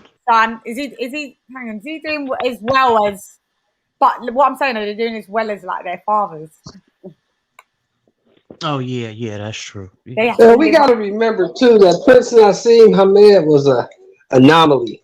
He really didn't have no skill. He was just fast, and he overwhelmed you with punches, and he had crazy power for his weight class. Yeah, but he wasn't a boxer. Yeah. So his son already is doing better as far as technical skill than him because he never had any. Right. No, he was the showboater, the master of showboating, the master of showboating. That's what he was. But it worked. Like he weren't a technical great boxer. By rights, he used to drop his hands down. I don't know how he just hanged out. Are we being a bit harsh calling a switch hitter a non-boxer? If you can box with both hands, that means you've got some level of skill. I think that's enough to be called a boxer. Yeah, no, he's a boxer, but you could say he's a boxer. You could say Deontay Wilder's a boxer, but is he a boxer? He's not. Is he a boxer? Deontay Wilder's a boxer. You know what I'm saying? They're boxers, but there's different levels of boxers, isn't there? No, what I'm saying is, I think he did demonstrate boxing skill. They were more skillful boxers, absolutely, but I think Sheldon's being a bit harsh on Prince Nassim there. Or maybe I'm looking back with nostalgia in my eyes because his fights was amazing. And we liked them. We liked the fight. I'm sure Shelton said he liked watching the fights, but I mean, yeah, he was just a show. He was more of an entertainer. That's what he was. He didn't use the fundamentals. He was Like Sean said, he was an anomaly. Like Roy Jones Jr. He just did things that is just so not textbook, but it's so unorthodox. But it worked for him. But it. Oh, Eubank. Sorry, but in the Barrera fight, he got to see a technician. Why am I thinking that Eubank Jr.'s 168? He's a 60-pounder, right? Yeah. I keep thinking. He's a 60-pounder. I thought he was super middle. Same, okay. Probably because he's so tall. Probably because he's so tall, too. He was fighting at 168 for a minute. He was, wasn't he? Yeah. Well, he realized that wasn't his weight class, I guess. But Fearon, I was saying that Hamed was kind of like Roy Jones. You know, Roy Jones didn't really have no technical boxing skill. Roy Jones was an athlete. He was just fast and powerful and got in and out. There was nothing you could really do with him because you couldn't prepare for Roy Jones. You didn't even know where the punches was coming from. You didn't see where that telegraph. So the art of hit and not get hit. Yeah. Prince Hamed was a master of that. He in and out. He showboating. He fast. He got crazy power. He didn't have to use. He never used any technical boxing skill because he never had to. But hold on, aren't you a technically good boxer if you can hit and not get hit? If you can display skills? No, that you could be an athlete, a fast guy. Yeah, but boxing is what. I'll give you some names. Boxing, technical boxing, brawling is what Alexis Arguello does. That's what Wilfred Benitez did. That's what Harry Holmes. In this day and age, Canelo does. Prince Nassim Hamed didn't do anything like that. No. He's lucky he didn't get knocked out straight away back. He got away with it. I get what Fight Fans is saying though. There had to be some kind of skill level to get away. Yeah, he was very elusive. He was very fast. He was fast, isn't it? He was accurate with his punches, and he had crazy power for the weight class. He was an anomaly. He was just different. Power, speed negates power. It really can do. I'll tell you who's a good technical boxer. What's his name? Anui. The monster. You know what? What do you think about it? What do you think about Anui? Let me see. I don't know. I like him. You like him? Yeah, very much so. What's his first name again? Anui. No. The monster. What's his name? Monster Anui. Just put that in. It'll pop up. I forgot. INOUE. Yeah. His first name. Oh yeah, the Japanese visa. Cool. Oh, is he the one that popped dirty the other day for weed? No. That's the other guy. That's not popping dirty, man. Stop saying that. Ioka. That's Ioka. That's Ioka. Yeah, for weed. Yeah. And then he's got too many tattoos. They're not feeling his tattoos. The fans coming down heavy on him. So he popped 30 for weed. It's just weed, but very disrespectful. And the amount of tattoos he's got. He's 20 and 0. Well, Batman tattoo. Okay. He's only 5'5" though. Let me ask the panel, Chann. Let me ask the panel one by one. Everybody on the panel. Does Wilder have a fight date? Love it. Love this question. Hell no. Does he have an opponent? Hell no. So why is everybody talking about Wilder gonna fight Fury? I never heard that. Has anybody on this panel heard that? No. Bob Arum said it though, didn't he? That's right. Saying it and because of the arbitration. Bob Arum's. I might revisit that or something. Bob Arum's saying a load of shit. Derek Chisora is saying even a load of shit about it. Chisora saying that he's got people inside the deal that he personally knows. Don't know how true this is. That have said this fight isn't happening this year because he has to get the Deontay Wilder thing out of the way. because he owes Wilder. Like Fury, just fight Wilder. Like just fight Wilder and then let's move on, because this is the narrative that I can't be. This is what I'm saying. Over there, they're just talking a whole load of. I just don't get it, man. And then what you said, Chann. This motherfucker actually had the nerve to say somebody gonna give $80 million step aside money. How stupid do you have to be to believe some garbage like that? Yeah, I know. People don't get $80 million for a whole fucking fight, a 2-fight, 3-fight trilogy. They gonna pay this motherfucker $80 million to sit there? Get out of here! Get out of here! I'm gonna tell you how to grab a knife, nigga. No, then that's the case. Don't fight then. Just take the 80 mil if that's the case. Fucking hell. I have no idea. What, like, oh gosh, I'm waiting for someone. Come on, hurry up. I'm waiting for someone to, like, we could discuss it properly. Like, it could be discussed way better than. I'm not interested, to be honest. I can see where they're getting these figures from. I'm not interested in the trilogy. Sorry, Lisa. Go ahead. I can see where they're getting these figures from, isn't it? Their top end figures are saying if they're going for arbitration, what would be the damages? What financial loss would he have made by not having the fight? Bruv, it's not going to be no 80 mil. Bruv, it's not going to be no 80 mil. Like, okay, so the second Fury fight, they got 10 million. The second Fury fight, they got 10. Salute H money.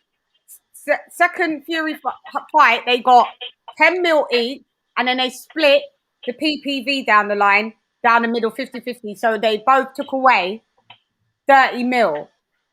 That was, but remember, what they got paid was 10 mil. Yeah? If it's not going to be a 50-50 deal, you may not get 50-50 money. But the fight is now bigger. Yeah. H, what's up, brother? What's happening? Go, Lee. Lee, where are you? Can you not hear me? You don't want to be on camera. What are you doing? Lying down, innit? Yeah. Who, me? I'm here. Leon. Yeah, I do it. No, the thing is, the only people that's gonna put up that kind of money, $200 million, is the Saudis. Ain't nobody in America putting up $200 million for that fight. I can guarantee that.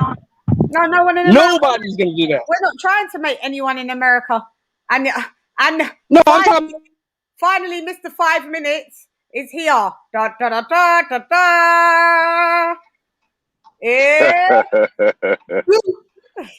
What's going on with y'all? Why can't I see you? See your face. I'm driving in the car, so it's kind of dark. Blue. Now I'm gonna have a go at you now, because I'm not happy. I'm not happy, Papi Chulo.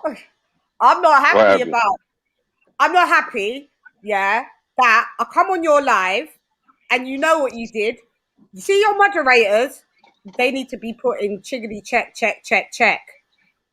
My mods is my family, you know what I'm saying? You gotta understand. Huh?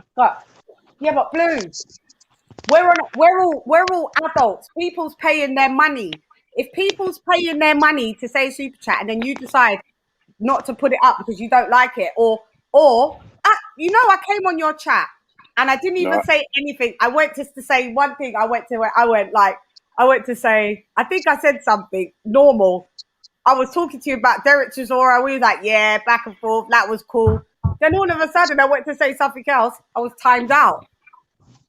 Yeah, no, that's the family. I'm not talking. I don't talk about anybody. That's the family. Yeah, timing out. I know, but that's dead. That's dead. People should be allowed to have a difference of opinion as long as it's stated respectfully. People shouldn't just be blocking and timing out. And then I'm sending super chat, which is all good. Let donations fling and fly. You get me? It's not a problem. But let me tell you what happens, right? Mm-hmm. On a daily basis, See, that's why I tell people, y'all gotta understand, right? On a daily basis, I get 1 trillion trolls in my chat. Well, So this is one of them. In his mind, he said, "Blue blood, you blocked me, you lying idiot." huh? Say again. This is one that Merle Dixon said, "Blue blood, you blocked me, you lying idiot." See, You say I block somebody? yeah, this is what he said. This Merle Dixon. You know, I give this is what I do, right? Because I look at it this way, right? The family, they build the channel. I'm not nobody without the family. You know what I'm saying? So I don't put. You see, I ask everybody like, yo, listen, at certain points, don't block nobody, don't time nobody out, right? You know what I mean? But Yeah. I don't. The family is the channel. You know what I'm saying? Without the family, then I don't got no channel. So, and then I'm not. You know what I mean? I'm nobody without them. You know what I I mean? know, So, but can we not? I give them. Sometimes they get happy with it. You know what I mean? They like, yo, listen, man, I'm tired of this dude, and they block this person or block that person.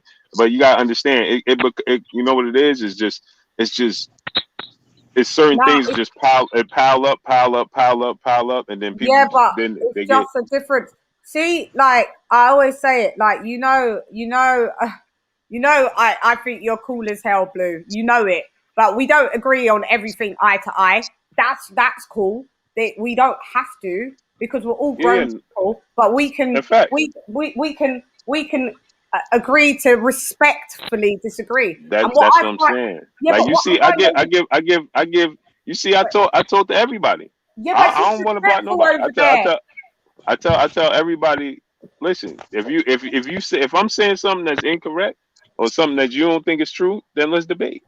You We see, are, and we're gonna do that. like you see, We like are gonna. Molly Dixon, right? Saying you block what you don't like. Stop lying. Come on, who I blocked? You was there today, right? Yeah. 10,000 people watch. Was Who there did you see me block? 10,000? Fucking hell, Yeah, was there 10,000? yeah, Damn. 10,000. So now who did you see me block No, you today? didn't get blocked, but I got timed out about 3 times. And to No, I'm me, saying, but I'm saying, but who did you see me personally block or no, say block? I can't see who you block or whatever, because when you get timed out, it says you've either been timed out by the moderator or the owner of the thing. And I know you Right. wasn't timing me out. I know you wasn't timing me out. Exactly. So you see, so that's what I'm saying. Like, look, so Marley Dixon just said, I'm blocking people that I don't like. Stop Yeah, lying. See, probably your that's the type, moderator. and that's the type of stuff that people get tired of hearing. Like, I don't block nobody. So you just making stuff up. You know what I'm saying? So the people, my family in the chat, the mods in the family, they get tired of, you know what I'm saying? I don't time out nobody. If you Yeah, but come in and if you come in my chat and you say, hey, I disagree. Okay, I'll go back and forth with you. So how am I timing no, out? it doesn't. It doesn't happen like that. It doesn't. It don't happen like that. I saw it, Blue. It don't happen like that. You get called names in your chat. Oh, shut up, you stupid. You're just a wilder hater. Oh, whatever. I don't really care. My channel's not hidden. I don't care what you lot care about. Like, I can see things your way. I can see things my way. No, but what I'm saying, And I'm saying, yeah, but I come on your platform and I'm respectful. But your team ain't. Your no, family ain't. but that's what I'm saying. I Yeah, but can't, you you know should what I mean? tell them. I don't restrict nobody. Yeah, but you should tell them. You should say, you know what? Doesn't matter if you do if you disagree with the king or you disagree with the queen. Do it respectfully, and we can go back and forth. Like, if that's cool. Because when I came onto your chat, there was no back and forth. What you were saying, I was like, yep, that's true. Oh, Derek Tresora said this and that was true. Now, where we're going to go in, I don't know where the $80 million, the 80 million, and on a separate thing, and you're saying facts over feelings. No, I'm feelings over facts. No, I operate. Oh, there you are. There you are. It's Blue. Smile and laugh. Blue. Yeah. Ain't nobody giving that dude no $80 million to sit on the sidelines. That's not happening. And if they are, I would rather sit on the sideline than fight. What is the $80 million for? Is it step Blue, we can't aside hear you. or a trilogy? They say it's step aside money. Now you can get 10 million to step aside, but Blue. $80 million? Wait, Hell no. Shelton, Blue's mic's cut off. We can't hear you. We can't hear you, Blue. We can't hear you. Oh, you can hear me. You can hear me now. Now we can. Yeah. Go ahead. Yeah, now we can hear you.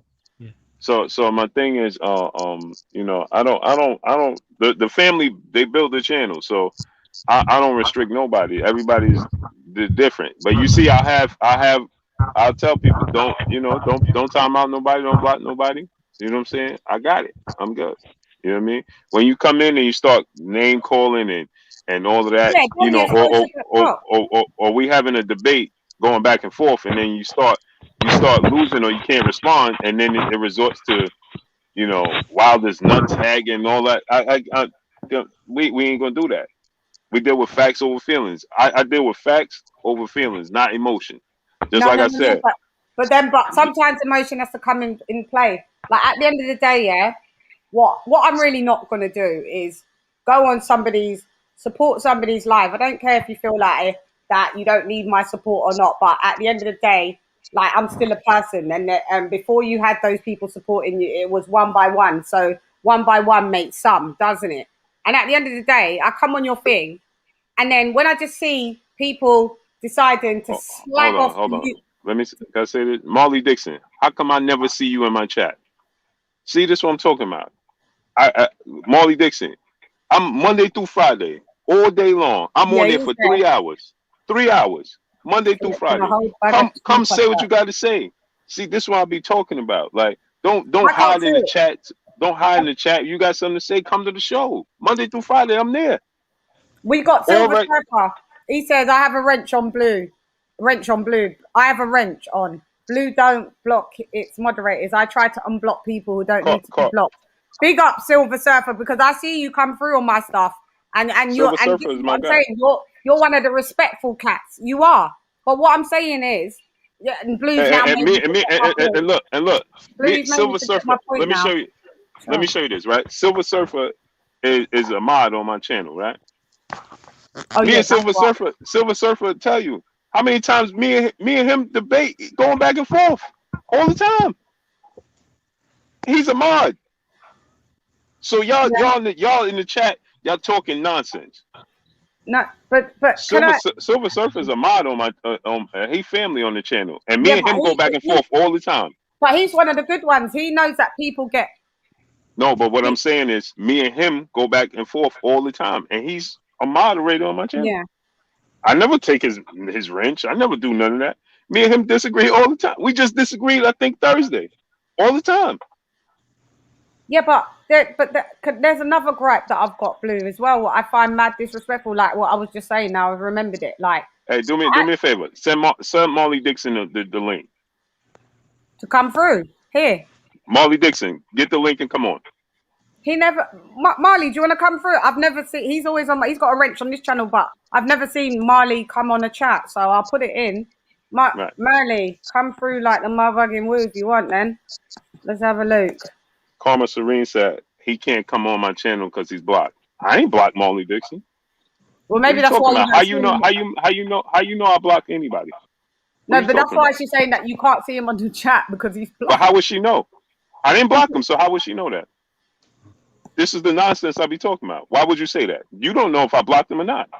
She said, "Blue, this is big." I never seen him ever. This is the first time I'm seeing him. Blue, because he's blocked. I would still see him at some point in time. You see, I got 10,000 people there. I go through every single person in the chat. Every single person.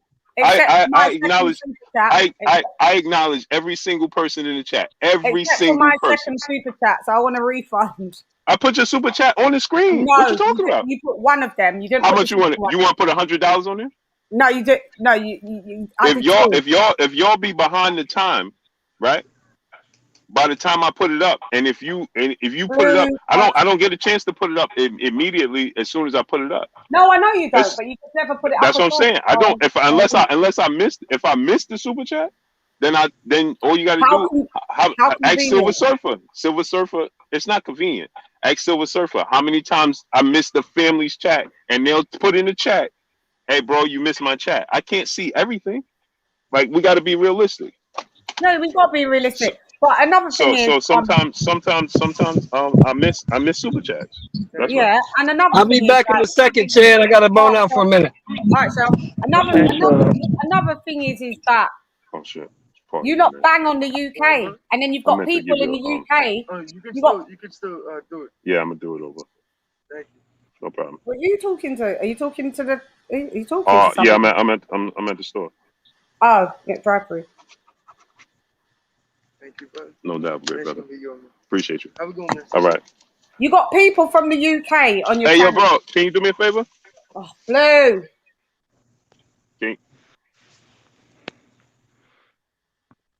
Pardon me, y'all. I got family from the UK. No. Yeah, no. But you got people that's on your channel in the UK. And I see some man give you £50 and I thought, and you know what I thought, and I shouldn't have thought like that, but I had to. I thought, what a fucking dickhead. You can see this man and the whole chat disrespecting us from the UK. Stop it.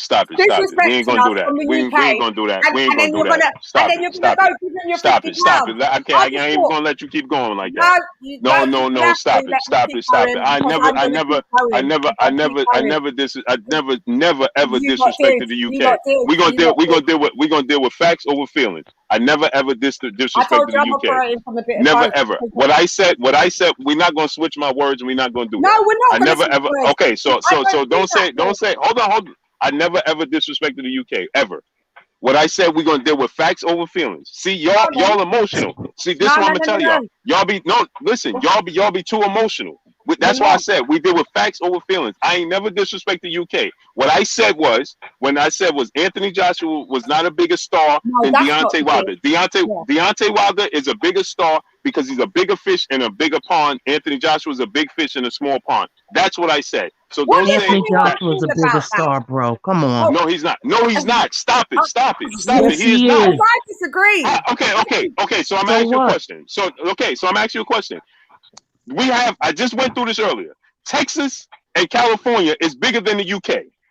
Deontay Wilder did 1 million views when in New York at the Barclays Center at Madison Square Garden, and there was a fight 15 minutes away at the most famous arena. Madison Square Garden is a big. No, please. Madison Square Garden is a much bigger attraction in New York. It's far bigger. Sergey Kovalev fought at Madison Square Garden. Duke in North Carolina played here, and on top of it, there was a UFC event here. He still did 1 million views. Okay, that was here when he fought Luis Ortiz. 1 million views, not pay-per-views. Joshua do that all the time in the UK. Everything in the UK is on pay-per-view, and you gotta stop saying this. Because listen, I disagree with you, bro. I never when this is why I had the issue when you say I disrespect. That's it. I never. It's not a point about agreeing and disagreeing because it's not about opinionated. It's Deontay Wilder.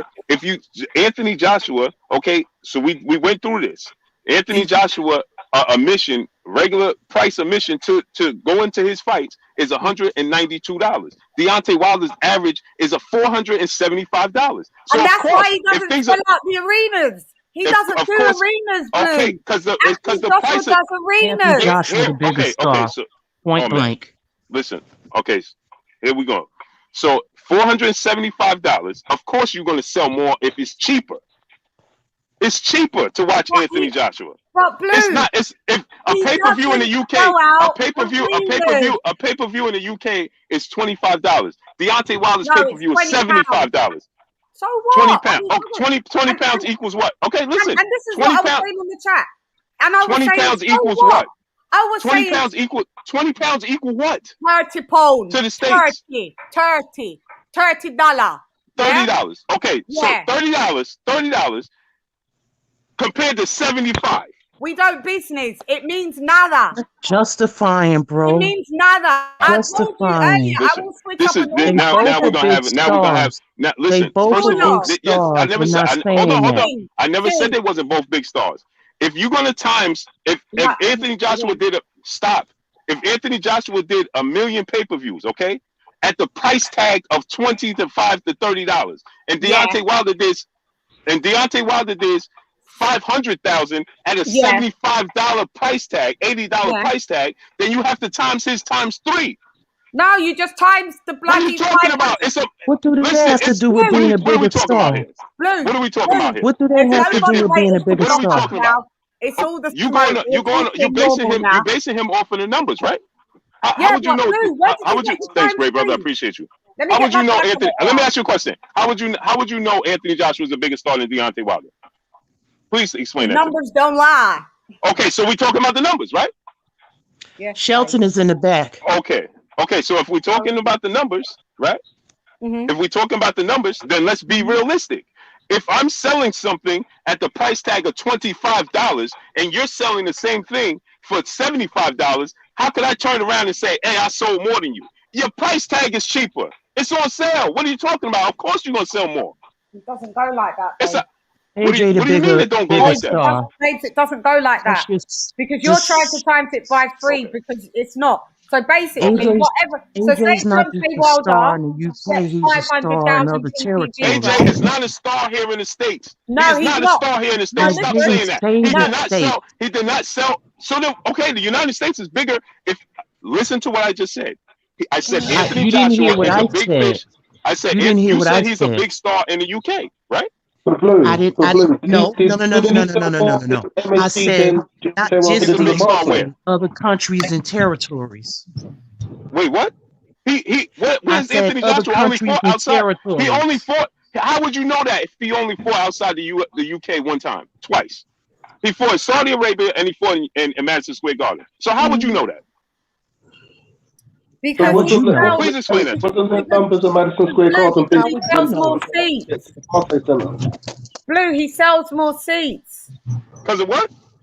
He sells Deontay He's worth more money. Deontay Wilder doesn't sell 90,000 butts in a seat. He doesn't, babe. He just doesn't. You couldn't get a Deontay Wilder fight and then say, let's have it in Wembley Arena or United equivalent of Wembley Arena. Deontay Wilder wouldn't fill out an arena, babe. Anthony Joshua does.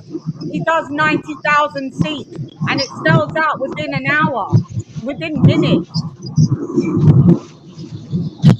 Stop pretending what's the big deal? What's the big deal of it? I don't get it. I don't know where it's from. No, because you can't add it like this. I'm getting my calculator out because, listen, if you do 500,000 PPV and then you times it by, what is it? You times it by what? $75? Yeah. He's trying to say that means that Deontay Wilder walks away with 37 million. No, he doesn't. Never. He's never made 37 million. Ever. Not exactly. Ever. He doesn't make Here's the thing. If he's such a big star, right? In the Fury fight, he made a lot of money. He didn't make 37 million. He made 30 million. He made 30 million. I don't know what he made, but it was a lot of money. They made 10 million each, and then they split the 30. They split the PPV down the middle.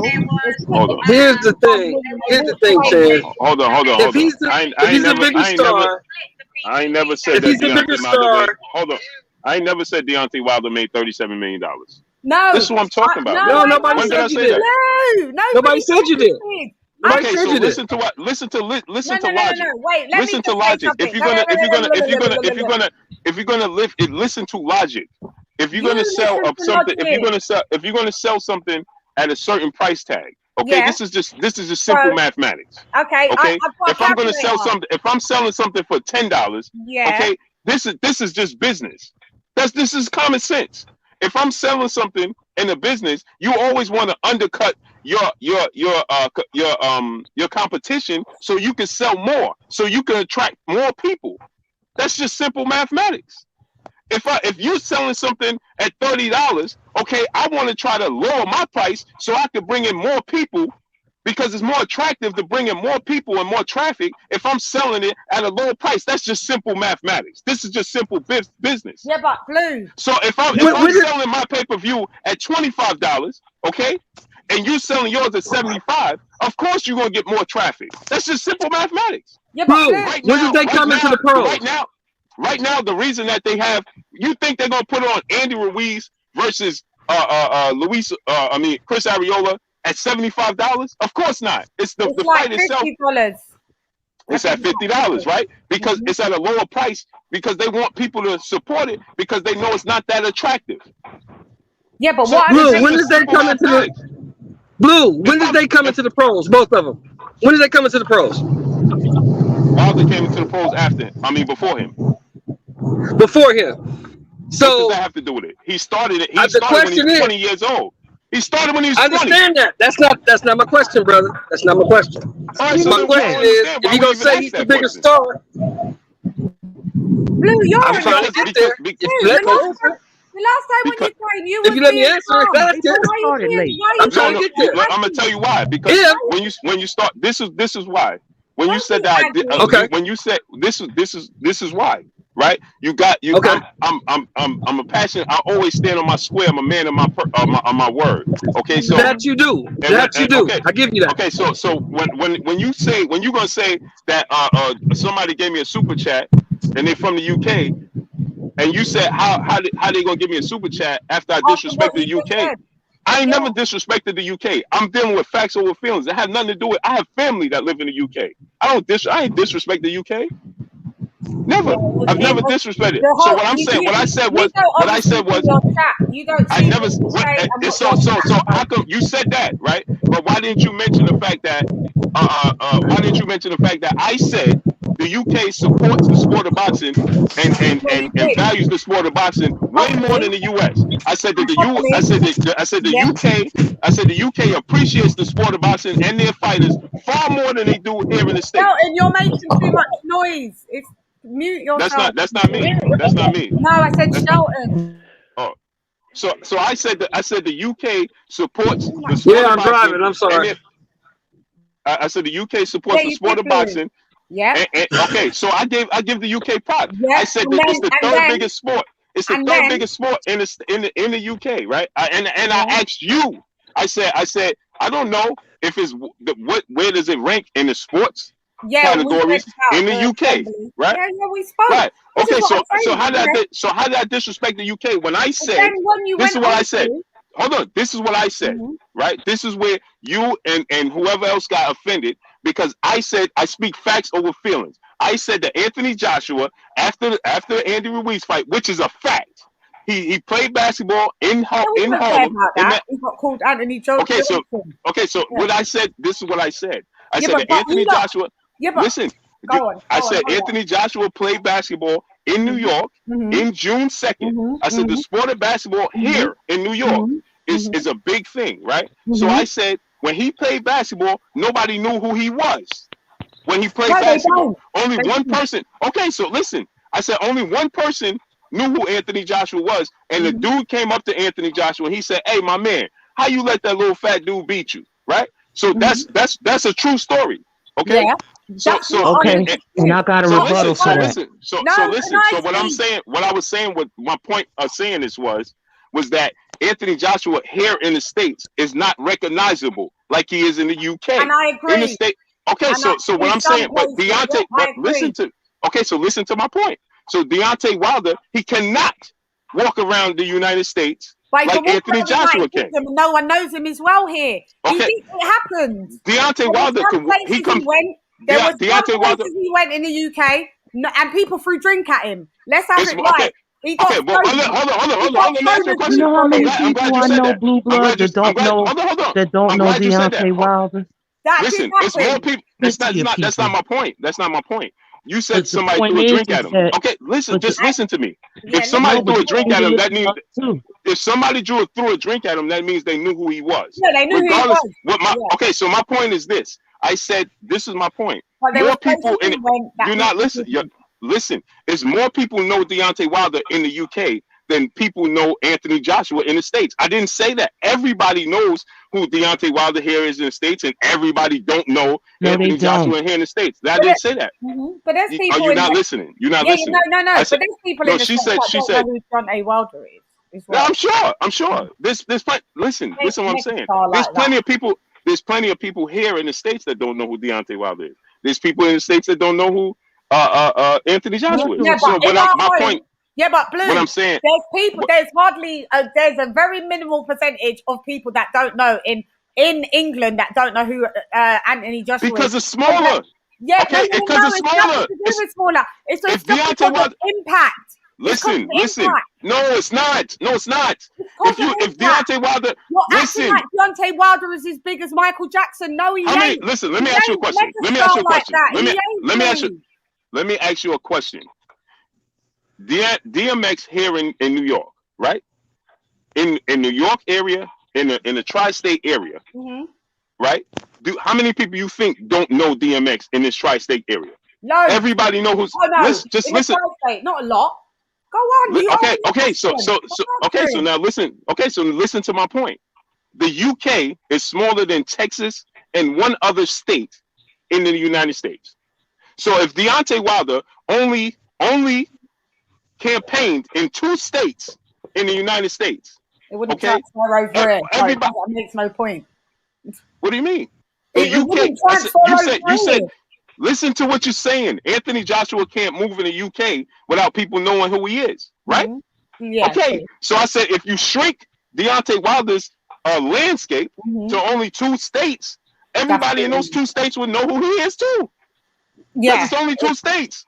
You think that Errol Spence? You think that Errol Spence, Jamel and Jamal Charlo could move around Texas and nobody know who they are? Of course, everybody in Texas know who Jamel and Jamal and Errol Spence is.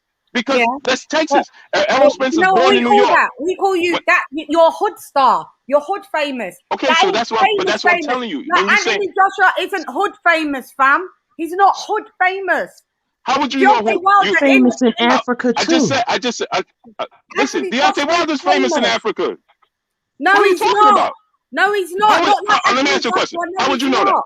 Let me ask you a question.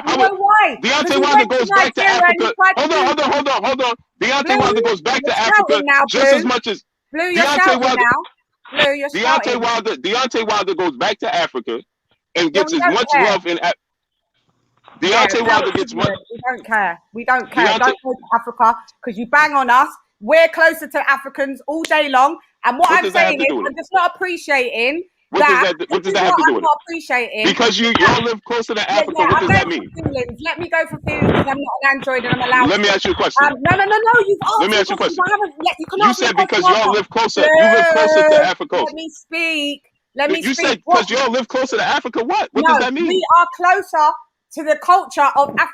Blue, where was your mother? Closer to the culture. Blue. Where was your mother? You said you grew up in New York. You told me you grew up in New York.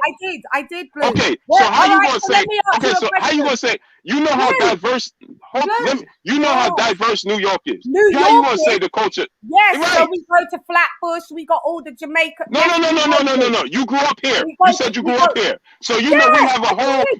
We have Chinatown. It's a whole damn China area. We have Little Russia. We have Russia, we have Africa, we have Little Jamaica, we have all those places here. That only people that come from outside from their countries that live there.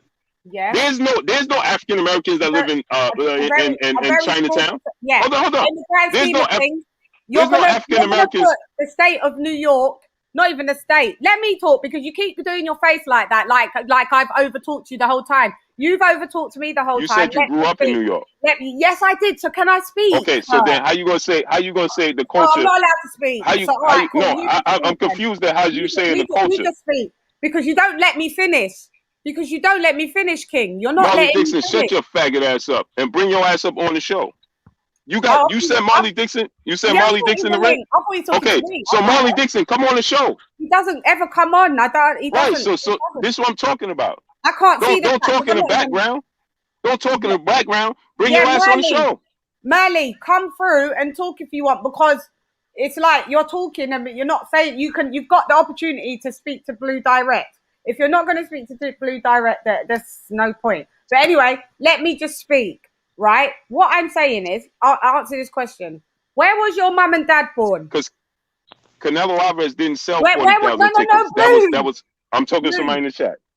Canal Juarez didn't sell 40,000 tickets. Those are aftermarket tickets that's available. All of the business bought the 40,000 tickets. So know what you're talking about before you say it. Now, what you was asking me? Oh, I don't even know. We'll go into that. I don't even know what that is. You're addressing them. I was just somebody in the chat. Yeah. Where was your parents born? My mother is Native American. Yeah, where was she born? Where was she born? She's born in New York. Okay, so she's born in America. Where's your dad born? My dad was born here in New York. Where's your grandparents born? In the South. Okay, so this is the difference with us. This is what I'm trying to tell you about American Black and Black British. Because you guys like to bang on us. And what I'm trying to say is, don't say you guys. You ain't never heard me say. Don't say no. You're not gonna listen. This is what we're not gonna do. You're not gonna place that tag on me. Banging on us. You not bang on us. I see it on the panels. Who's us? I see it on the panels. You not do bang on the Black Brits. So what? Hold on. You ever saw me say anything about the Black Brits? I'm saying if you say you ain't never seen me say anything. Don't say my people. What are you talking about? Okay, but you talking to me. Friends. Okay, but you talking to me though. Yeah, but it's your friends then. Okay, but you talking to me. Okay, well, until I see you correct your friends, then I feel that you have the same I'm not correct. I can't correct nobody. Then you have the same like-mindedness then. You have the same like-mindedness then, Blue. Listen. My parents are not born in England. Listen. Let me tell you something. Let me tell you something about that. Let me tell you. Listen. Let me tell you. It don't matter. Let me tell you something because you now you're referring. Listen. This now you're referring to the thing with Spencer Fearon, right? So let me tell you something about that, right? Because that's what you're referring to. So I talk and I talk to Spencer Fearon all the time. So. Yeah, but everyone's two-faced. So everyone says it. No, first of all, I have one face and I show this shit every day. No, I don't know. I'm not saying you. But I'm saying but you're saying everyone. So let me tell you something. Right? I don't know what goes on in the UK, but I know what goes on here in the States, right? I know about the racism here in the United States. I know my grandfather was killed by the police in 1972. I know my grandfather's oldest. Hold on. I know my grandfather's son, which was my father's oldest brother, was killed by the police in 1984. And I know my grandmother had to sue the police. These racist cops that killed my grandfather and killed my uncle, which was his oldest son. In that short period of saying, and that changed my grandmother forever. So what I know and my experiences and our experiences here in the States, I don't know what y'all go through in the UK because I've never been there. So I don't know what to tell you about that, right? But what I can tell you about is what goes on here, okay? Now, maybe that happens in the UK. Who knows? What I can tell you here, at the rate that we are killed on a daily basis, that we just had 3 people killed during the trial for this dude that killed George Floyd. We had 3 people killed, babies. A 15-year-old girl. Yeah, we know. So this is what I'm saying. So you can't. Our pain and what we go through. And we all stand with you. And that's all good. But that's all good. So I don't know what goes on in the UK. This is what I'm telling you. We don't know the same experience. We don't go through this. I turn on my fucking telly. I don't know what goes on. Listen, y'all see what goes on here. Let me show you the difference. Your friend, we don't see a whole lot of shit about my friend. What I'm gonna say is, it's just not acceptable. It's not acceptable. It's not acceptable. You're gonna happen on my watch. You're not more black than me. I'm not more black than you. But if I have to put it down to a bottom line, my parents weren't born in England. My grandparents weren't born in England. I'm the first generation of English. So all my friends' parents are either African or all our parents are either from the islands. You lot have been there for 400 years. What does that have to do with the struggle? 400 years. We have been in the UK. Let me tell you something. It don't matter. I don't care where your parents was born. Listen, let me tell you something. Don't on your best day try to bang on us. Listen, let me tell you something. Let me tell you something. Where your parents. You're not better than us, and we ain't fucking having it. And that's it. Okay. And the next time I see anybody banging on the UK, I'll put me on their channel and let me bang 1-to-1 instead of them doing this little pussy old behaviour where I turn on the telly and they think because it's 4 o'clock in the morning in the UK that we're not watching, that you can fucking diss my brother. Not on your best day and me on my fucking worst. Never. Not I, said the motherfucking fly. Yeah, and if you want to go over facts and emotion, I'm giving you both. No, you're not. Yeah, I'm giving you both. That was good. No, that was good. That was good. Don't tell me no, I'm not. Don't tell me no, I'm not. Listen, that was all good. Because I always give you fucking respect. That sound good. But the thing is, don't tell me no, I'm not. Here, I don't. First and foremost. Don't tell me no, I'm not. First and foremost. Listen, I turned on the TV. And your friends are banging and talking about. There's a whole fucking panel talking about. Oh, those Brits. They need to stop. If they feel like they got a reason to say what they said, then they say what they say. They ain't got no reason. They ain't got no fucking reason. Says They're who? losers. That is the only reason. They're losers. That is losers. It's Loserville. We ain't residents of Loserville. So if they losers, then why you watching? If they losers, then why you watching? You know why is I fucking watching? Because I didn't know that they were losers. Once it was discovered that they was losers, I stopped fucking watching. Okay. And until if I see that you act like a loser, that sounds good. Spencer Fearon. If I see that you act like a loser, if I see that you act like a loser, I wouldn't watch you. Until now, Spencer Fearon is a big man. Spencer Fearon is a grown man. Don't try and fuck with us. Tell your people. Spencer Fearon is a grown man, right? I don't care. He's my brother. We have brotherly love and sisterly love. Maybe you guys don't see it. Don't try fucking bang on us on your fucking channels. I don't care how much subscribers you got. I'm not having it. What I'm saying is, we are unproblematic. When you lot had everybody dying and getting killed by the cops, we're fucking. We don't see. With you. We're crying with you. Okay, we're crying with you. I mean, listen. You gonna overtalk me? That's what you want to do? Yeah, because you did it to me, and all right. So listen. First and foremost, you don't know what goes on here in the state. You said you grew up here in New York. I do know what goes on. So all right. So listen. You gonna listen. That's another thing. You operate from facts. If you don't know something, answer me a question. I didn't say. First and foremost, don't put words in my mouth because you ain't never heard me say I did. I just said that I don't know what y'all do in the UK. Didn't I just tell you that? Well, I didn't put words in your mouth. You said you grew up in the States. I just said Listen. First and foremost, Spencer Fearon is a grown ass man. Now I'm really fucked off now.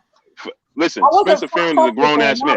I don't care if he's a grown-ass man. I'm a grown-ass man. Okay. So here's the thing. Spencer Fearon's a grown-ass man that Spencer Fearon could, defend his whatever honor he needs to defend. I'm defending it as well. Because I choose to and I want to and I can. All right, listen. Spencer Fearon's a grown-ass man. He could defend and say whatever he said. I don't even know what was said, and I don't care, right? Yeah, so listen. Of course you don't. No, I don't. Because you lot are haters. Fuck it. That's why. Of course you don't care. All right. That is because that's Haterville. That's Haterville. That's Haterville. Listen. That's something to say. That's a horrible thing to say. All you have to do is say, Chann. Do you know what? You can't say, "Oh, I don't care." That's bad, Blue. I've just given you the rundown. No, you didn't. You're just doing a bunch of fucking talking right now. I did. And you're not listening. No, you're not. No, what you're doing is you're not listening, and you're doing a bunch of fucking talking. First of all, you're talking to me, and I told you, I didn't even know what happened. So all I know is that you said they're going back and forth, so on and so forth. That's it. That's all I know. So first of all, what goes on here in the States, right? With us as people, right, is televised worldwide. What y'all go through in the UK, we don't know what goes on in the UK. We don't ask you to. Okay. We know this. It's not a problem. Okay? What we go through here in the States and what y'all go through in the UK, we don't know. Period. You said you grew up in New York, so you should know that. Yes. Okay, so you don't turn on no motherfucking channel and see what's going on in the UK. Ain't nobody getting killed in. Okay. So then, right. So then you talking about you're missing this person comment.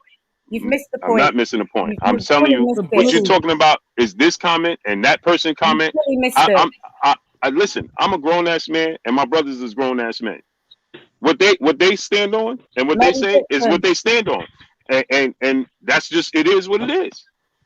But and you can agree or disagree. I don't care. Unfortunately, because you know how I feel. Police brutality is a major thing. And it's here in the US. And that's what I'm trying to tell you. Who experienced that? Who knows that more than me? But I'm trying to say it's in Africa, different continents over there. It can be in the UK, maybe not on the scale of the US. Because, like it's you going said, the around UK is all tiny, over, and it's an so obviously it's going to unfortunate be on a thing. less scale. But the thing it's is unfortunate that what we I go think, through worldwide. We go through worldwide. But you saying that you was born, your parents was born here, but that shit don't mean nothing. You know what that means? Yeah, it does. That you know what that means? You know what that means? You know what that Does. means? You know what that means? We're closer to the West Indies and then the whole vibe. Right. You know what that means? You know what that means? Historically, our people, we was dragged over here into the States. You saying y'all chose to go to the UK. We didn't. We didn't have a choice. No. So was y'all dragged it? So was you said your parents was born in the UK? Hold on. You was born where your parents was born at? We was dragged. My parents are born in the West Indies. They was dragged. Obviously, to the UK was dragged. No, I'm to the UK from the UK. My parents what I'm saying come to the UK. So where your parents was born in the West Indies? My parents are born in the West Indies. My dad's Jamaican. Right. So they was dragged from Africa. So they was dragged from Africa to the West Indies. Is what you're saying? I would think that my great grandparents were slaves. Would you not have? Right. So you're saying that to the West Indies would they not have? Right. Okay. So you're saying your parents was dragged. Your parents was born in Africa, or they was born in the West Indies? Say that. Sorry. Your parents was born where? Where was your parents born? In the West Indies. Okay, so their parents was born in Africa, and then they was dragged to the West Indies. No, their parents wasn't probably born in Africa. Their parents was probably my great granny, and that they were still born in the West Indies. If we go back a little bit further, then they was probably slaves. Yes, but they were slaves. Like got dropped off in America, and some got dropped off in the West Indies. Listen what you said. But listen, key word. So listen to key word. They were probably slaves. Well, they have to be slaves. Listen, they were probably slaves. Listen, they were probably slaves. Well, they had to be. Okay, but you have a question mark by it. You're not sure. No, I don't have a question mark about it. Okay. I just don't know if it was my great granny. You just said they was probably slaves. What they had to have been? What were they? What were they then? Okay, I'm asking you a question now. What you just said they. I don't know what they was. You should know. You said they were probably. They was all right. Peter Von Arts. You can be quiet. Right. You're saying that they. You're saying they were probably slaves. Peter Von Arts. This is not your bit to go in. This is. Listen. Focus on me. Focus on me. You said that when we all come from the African diaspora. Man. Listen to what I'm saying, please. You said that they were probably slaves. So probably means unsure. That's not factual. You don't know. It's a possibility. It's a possibility. It wasn't. Here in the States, 9 times out of 10, they was. Okay.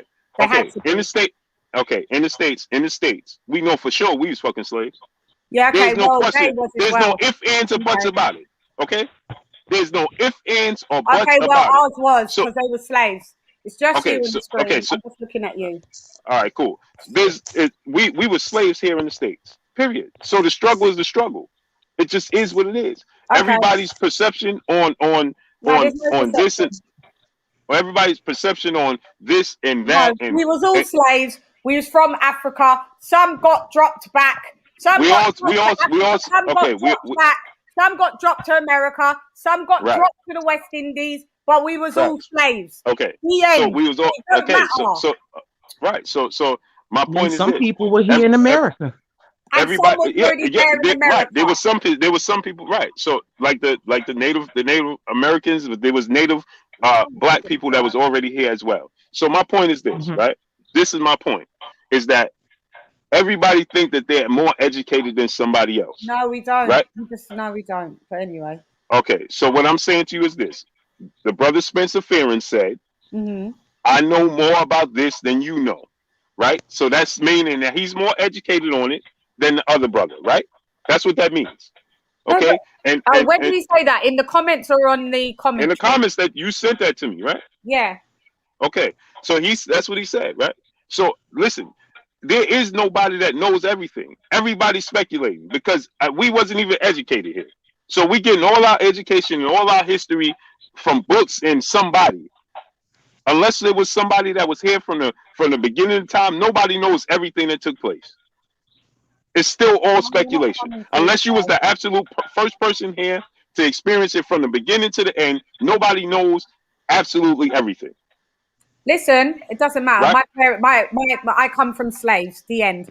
Right. So what I'm saying I didn't is, say you was. I don't understand what we talking about right now. What I'm saying is, why we've got to this is because you guys with the rhetoric. Don't say you guys. Stop saying you guys. Until you correct them, then you're of like-minded. I'm not correcting anybody. They're grown ass men. You're the same then. Then it's you guys. Listen, that's my brothers and they grown ass men. Okay, well then I'm your sister, and I'm your sister, and I'm a grown ass bitch. Again. Okay, so I'm not again. Okay, so I will be treated as a goddess. So listen. I'm not gonna correct. Listen, like I'm not gonna correct. I'm not gonna correct you. I'm not gonna correct your opinion. I'm not gonna correct their opinion. That's not my place to do.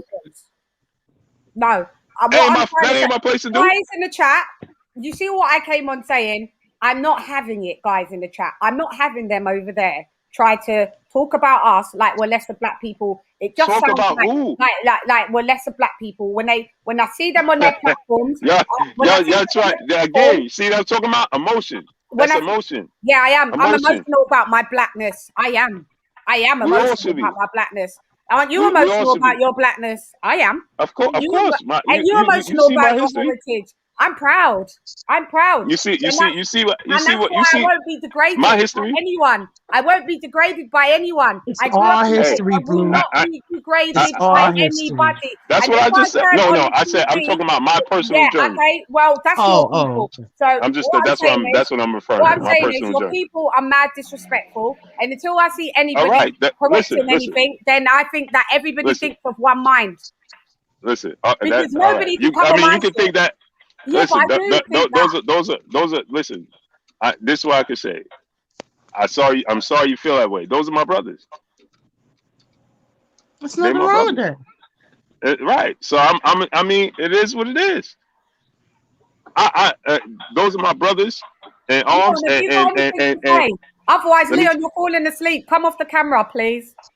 Block your camera. You're falling asleep. Have you got something to say? Have you got something to say? He's listening. He's soaking up this knowledge. He's soaking up this knowledge. No, he's not. He's not soaking up. Leave the brother alone. Okay, you know what I'm saying? Listen, my brothers are my brothers. They gonna ride. That's what they gonna do. I can't help that. Yeah, no. Listen. I do. You see this on my hand? Let me show you this. You see that? Loyalty over everything. I'm gonna ride with them. You know what I'm saying? Even if they're wrong. Let me get 3 ginger ales. You got ginger ales, right? Get me one, please. Ginger ales. Let me get 3 of them. Get 4. I want one. I'm thirsty. My mouth dry. Listen. And my brothers, they ain't like the stance that he took. They gonna come at him hard. I mean, it is what it is. Anyway, don't care. Like this is when I operate from a place of ignorance. I don't fucking care what you lot like. I don't care. Thanks, great brother. I don't care. You lot are out of order. I don't care. Like sometimes I just like to chop it up about boxing events, and then all it is just so divisive and. Hey man, why y'all mad at my? Why y'all mad right now, man? Nah, because it's ain't no pain to I'm not mad. It's divisive. I'm not mad at nothing. What's divisive? It's divisive. Okay, so if it's divisive, right? Like the rhetoric that's allowed, like you can see Merle Dixon saying some stuff. Merle Dixon, if you're not gonna come on, we don't want any profanities and stuff like that. Like I will check people. Like, but on your side, I saw people disrespect. Like I come through, I saw some disrespect fly a little bit my way. I don't really care. But at the end of the day, how come you didn't check them? How come you never checked them? How come you didn't check them and say, you know what? Check my brothers for going that interfering? Yeah, I know. No. When I came, like, you're not listening. So, like, Merle Dixon is saying stuff in the chat, right? So I'm saying, unless you want to, like, speak to Blue yourself, like, there's no point of having profanities. It's not a good look. It's not nice. So what I'm saying is, if I can do that and check my chat, why can't but you talking about first of all, you talk about something I wasn't even there. I wasn't. No. First of all, you talking about something I wasn't even privy to. I came in your chat. I didn't know what happened with Spencer Fearon and nothing until you said it. Your people was rude, fam. I came in your chat and your people was rude. Your people are hateful. I don't read every comment. Your people are hateful, man. People are hateful. Who was hateful to you? Who was hateful to you in the chat? Your people. I don't know their names. I don't know their names. Go look back in the chat. My people who? Go look back in the 3-hour stream, because I'm not going back, but you can go back and look at the 3-hour stream and then get the names. Listen, let me show you something, right? My brother, H Money, right? He got mad at me one time and he cursed me. He called in and cursed me out. Still my brother. Ask him. Well, right? So next time you go live, let me come on. I'll come on your live. I won't curse you out. I don't know every y'all be confusing, man. Like I know everybody that's saying every little thing in the chat. Like I try to catch everything, but it is what it is. Like we gotta have thicker skin. No, we gotta have thicker skin, but I just sometimes like to talk about boxing, and then at the end of the day, all I'm seeing is bang on Joshua. My skin is thick. I just don't agree with you what we came in here about. But I got thick skin though. Yeah. But we dealing with. We got to deal with when we breaking down who was the biggest star. Like y'all not dealing with fact. You dealing with emotion. You got to come out the emotional state. I'm not dealing with. You're not. If I told you, okay, it's 75 more than 25. No. There's nothing to disagree with. It's 75 more than 25. Oh, your word don't fly with me, so my word fly with me. Listen, let me ask you a question. That's emotion. I asked you a simple question. Yes, it is emotion. You said my word don't fly with you. Only your word is important to yourself. So what I'm asking you is, okay, cool. But I'm asking you a question that has nothing to do about opinions or emotions or none of that. I asked you a simple question. It's 75. Hold on. No, it shouldn't. Why? No, because your word. No. No, it's not case closed. Sorry, it don't work that way. I said it's closed. I asked you a simple. Well, it don't work that way. So but you can't. So what I'm asking you is 75 more than 25? It's simple mathematics. If you can't answer the questions because you know what I'm saying is true. We got 37 million then. When we do 500, I didn't say. Listen to what I said. I said that's what it adds up to. 500. Listen, but that the gross what you bring in, what you gross in is not what your purse is gonna be. What are we talking about here? Anthony Joshua didn't get the entire everything they grossed in. No, if he got everything, okay. So then what are we talking about here? So if I said let's deal with facts over feelings. So what I'm saying to you is, are you trying to say Deontay Wilder makes more money than Anthony Joshua? I didn't say that. Did you hear me say that? I'm asking you. No, he said he was the biggest star. I said he was a bigger star. So what I'm saying to you is this: if you're going to base Anthony Joshua star power off of his numbers. Now just listen to boxing logics, you can just go away because this ain't the channel where you can follow everybody over from Blue's channel and chat shit. Because I don't need mods to lock you off. I'll just lock you off. Don't block off my peoples in the building. I can block whoever I want. Don't block my peoples in the building. I can block whoever I want. Let them live. It's just like everybody let them live. Boxing You're going to be put in timeout like how I was. What's good for the goose is good for the gander. Shall I do it? It's not nice, is it? No, I won't do it because I'm not petty. But Blue, I've got a question for you, Blue.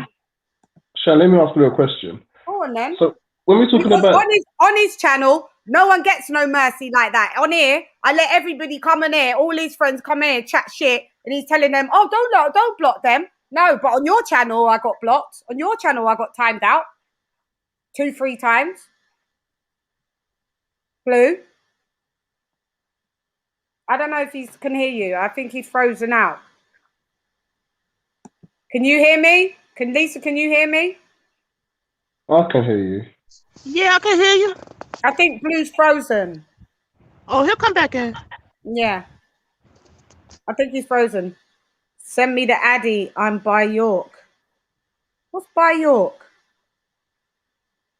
Why don't you come through then, Boxing Logic, and you talk then? Why don't you say something instead of just talking in the chat and then say something out loud then? Go on. That's my people. Boxing Logic. I'm sure Boxing Logic's usually cool. I'm sure Boxing Logic's usually cool, but I saw him on Blue earlier. Like, I saw him Blue earlier. So what do you want to say, Boxing Logic? What do you want to say? Because I I was saying normal stuff, nothing disrespectful. I was getting timed out like a motherfucker. I was like, and then it just turned into, let's just all bang on Anthony Joshua. Like, bang, bang. Like, I was like, all right, they'll bang on him just for a little 5 minutes. In the chat, he's a pussy. Well, AJ's the man, so he that dude. So it is He's what a it is. pussy. He's this. It is one of the. It is. I have to agree. It's one of the. Well, it is because it's getting people to think like that. It's because you can have. That's because he that dude. That's why. Yeah, that will happen by Blues Mods. They've done it to me many times. Oh, so Boxing Logic. So why don't you come through? Why don't you, mate? I don't think Boxing Logic. Does Boxing Logic speak on panel? Yeah. You're cool. I've heard you on panel before. Blue, where did you go? He might have got frozen. So it did freeze. Hopefully he'll come back. I'm sure he will. Send me the Addy. Oh, okay. You're saying that you're in New York, Merle Dixon. I thought you were talking about Merle Dixon. You're not in. Oh yeah, Merle Dixon. You're from Texas, though, aren't you? Yeah. What I'm trying to say is, what was you going to ask, Blue Leon? Now I'm pissed off at you. But this is what I'm saying. You're for Tark up from long time. You're falling asleep. Your eyes was closing. No, I've got my phone here. I was reading the comments. No, it looked to us. Even Karma Serene said it looked like Leon's falling asleep. White Fan Figures is gone asleep. Nah, it wasn't that bad. No, it's really a question for Blue. I just wanted to ask. I think I've asked Lisa this offline. I still can't get my head around why, in America, with so many people, why Deontay Wilder hasn't been able to sell out the Barclays Center. And the only time he did was in the Fury fight. The only time he sold out a stadium was an arena, was against Tyson Fury. I wanted to hear his opinion on that. Wow. I don't know. Because if we're talking about star power, surely the number of people you get through the gates has to be an indicator on that. Boxing Logic, come through like the motherfucking woo. Lisa Bells, what's up? Hello, Miss LadyChann. What's up, my brother? How you doing? What's up, champion of right? How you doing, bro? I'm okay. We're fucked what's off, up, Miss Chann? I'm fucked off with you lot, man. I'm just fucked off. You lot get on my nerves straight up. Why? Because it's just divisive. It's race baiting. It's a load of bullshit. It's negative. I'm not standing for it. I'm not supporting it. I'm not supporting that you got, you guys don't know the struggle. You guys, fuck you. And all on the chat, they think, fuck you and your queen. No one even brought up the fucking queen. It's like they hate us that we're from England and that we got a queen. We designed the fucking country. So fucking what if we've got a queen? So what? So what? They don't hate you. Here's the so thing. What? Here's the they thing. Do.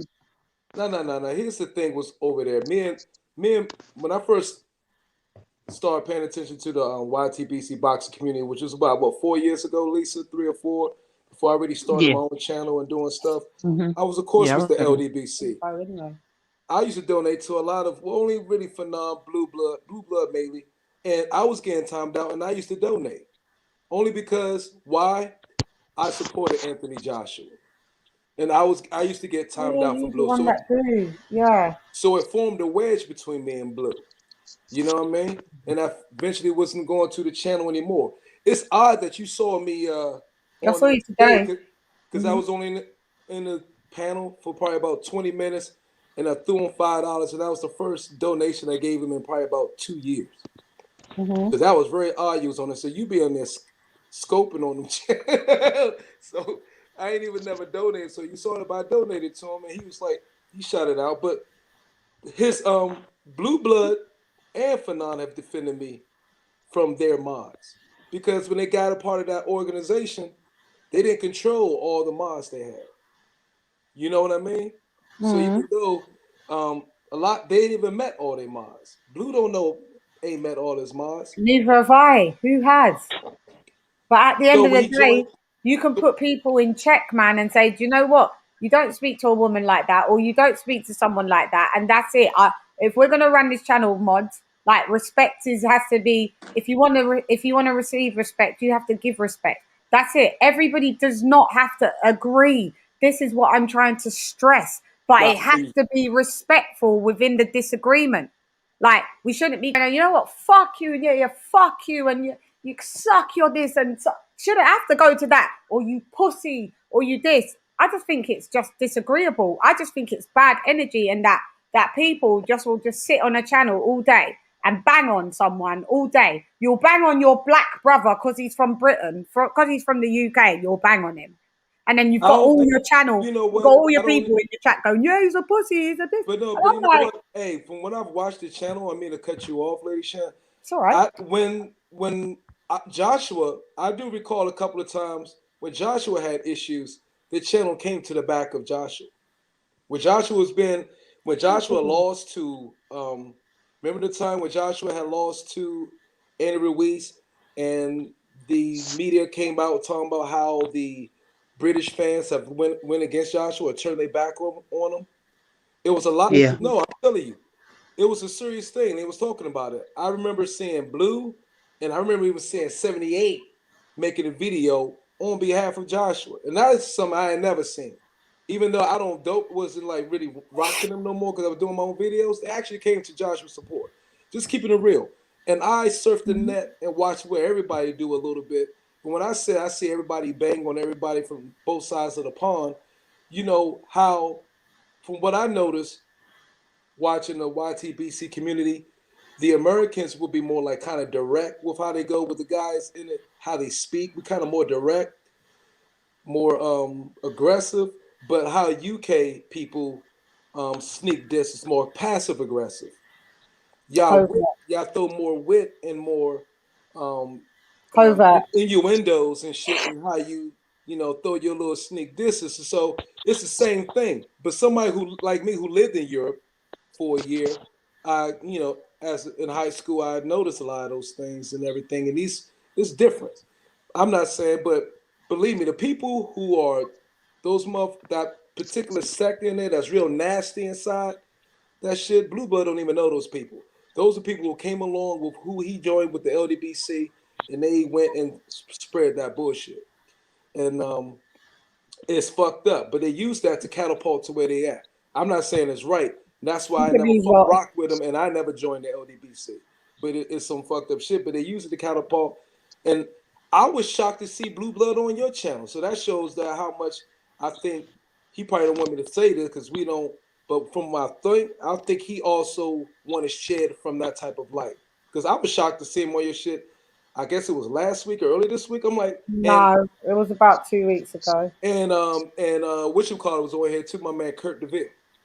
Kurt's we're always on each other's channel. Yeah, but all of y'all was on here. Blue Blood. Yeah. I saw that show like, whoa! I was shocked. I was like, okay, and everything. I always appreciate it whenever Blue comes through, but today he's come through like a Tasmanian devil, like he's not even letting anyone speak. That's usually my job to not let anyone speak. He overtook that one. So overtook that role. It's because I've come through like just seeing a load of bullshit spoken about. Like, yeah, Spencer is a grown man, but I got directed into it as well. Like, Money didn't have to put that up on his thing. He just started trouble. All it is was to start trouble, and there was no need for it. And because I'm calling it, who did what? Money, not H Money, Money, Blues mate, Money. Oh, Money or whatever his name is. Yeah, he started trouble. So I woke up in the middle of the night yesterday with my phone popping with just fucking apps on Instagram that he's taken a snippet of my chat with Spencer Fearon that was weeks ago, but I put out in sections of Spencer addressing, racism that's been thrown over at him, also by the LDBC, certain channels, and his experiences.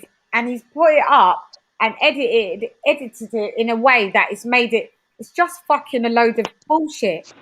It's just a load of bullshit. And it just takes away from the fucking sport because, like, I just want to go on people's channels, and talk about, like, sports. So I wanted to go on Blue's channel, and I even asked, like, so who are you calling for Chisora Parker? That question was like, no one cared. Oh no, let's go back to Wilder. Let's bang. Let's back on AJ. Right? Can't we talk about boxing? Isn't there any other topics in boxing? Oh, shut up! You're the Wilder hater anyway. Oh, fuck off. So what? Yeah, you're going to. People always saying you're a Wilder hater. Don't get That's that. what's going to happen. Oh, you're the LDBC player girl. Someone said nobody has to like him, just like nobody has to like AJ. But people, AJ fans don't go around and say, you're an AJ hater. I don't get that. They don't, fam. We don't do it. It's crazy, man. We don't. And all it is just pure lies, fam. Pure lies that they do. Some AJ, Lisa, you've been on my channel. You got some people might say you might have trolls that come through there and might say you're an AJ hater. When I mean, I've never heard it a lot. I'm not saying that I haven't seen it, but it's like I see it all the time. It's like I feel like people are entitled to like who they want to like. That's nobody's business. Yeah, me too. But it should never get to this point where it's so much fighting. Look, that's fact. So, when I first came in to join, here was a story when I had started up and I had 300.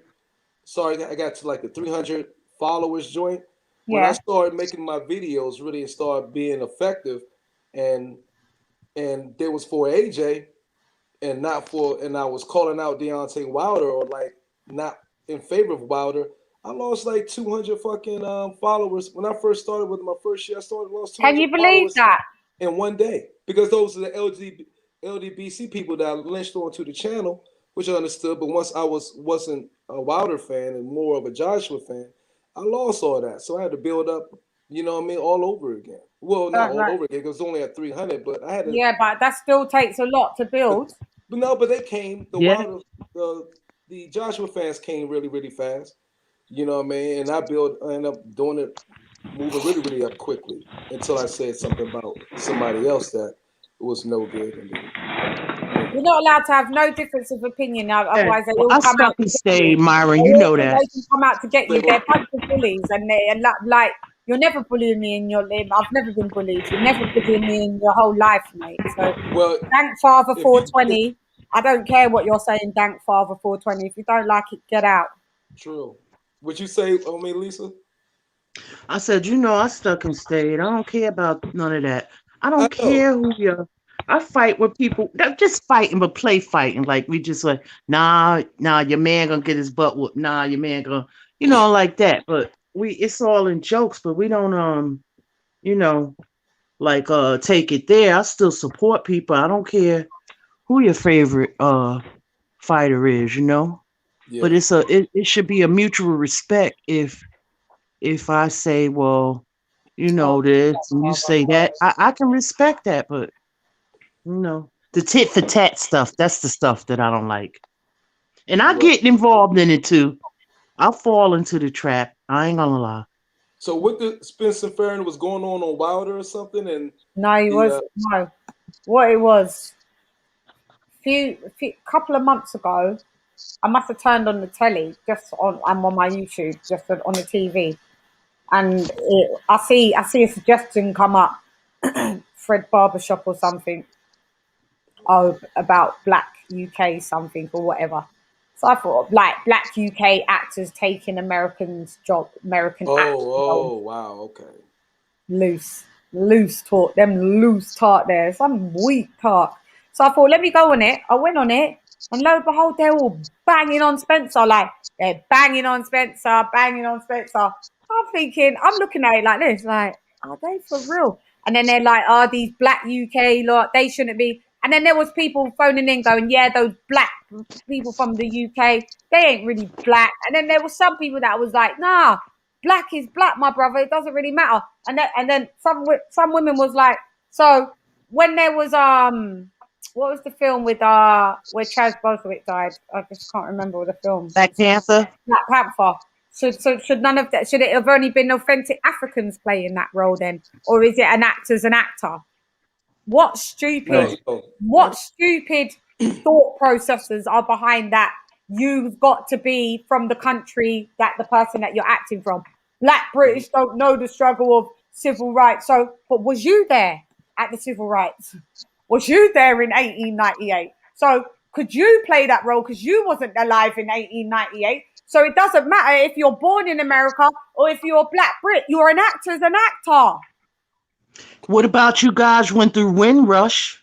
Is that what it's called? Windrush, yeah. Which my grandmother. People don't talk about. We don't talk about that. Right. See, we should be educating ourselves on each other. Yeah, I know. That's what it's about. Educated.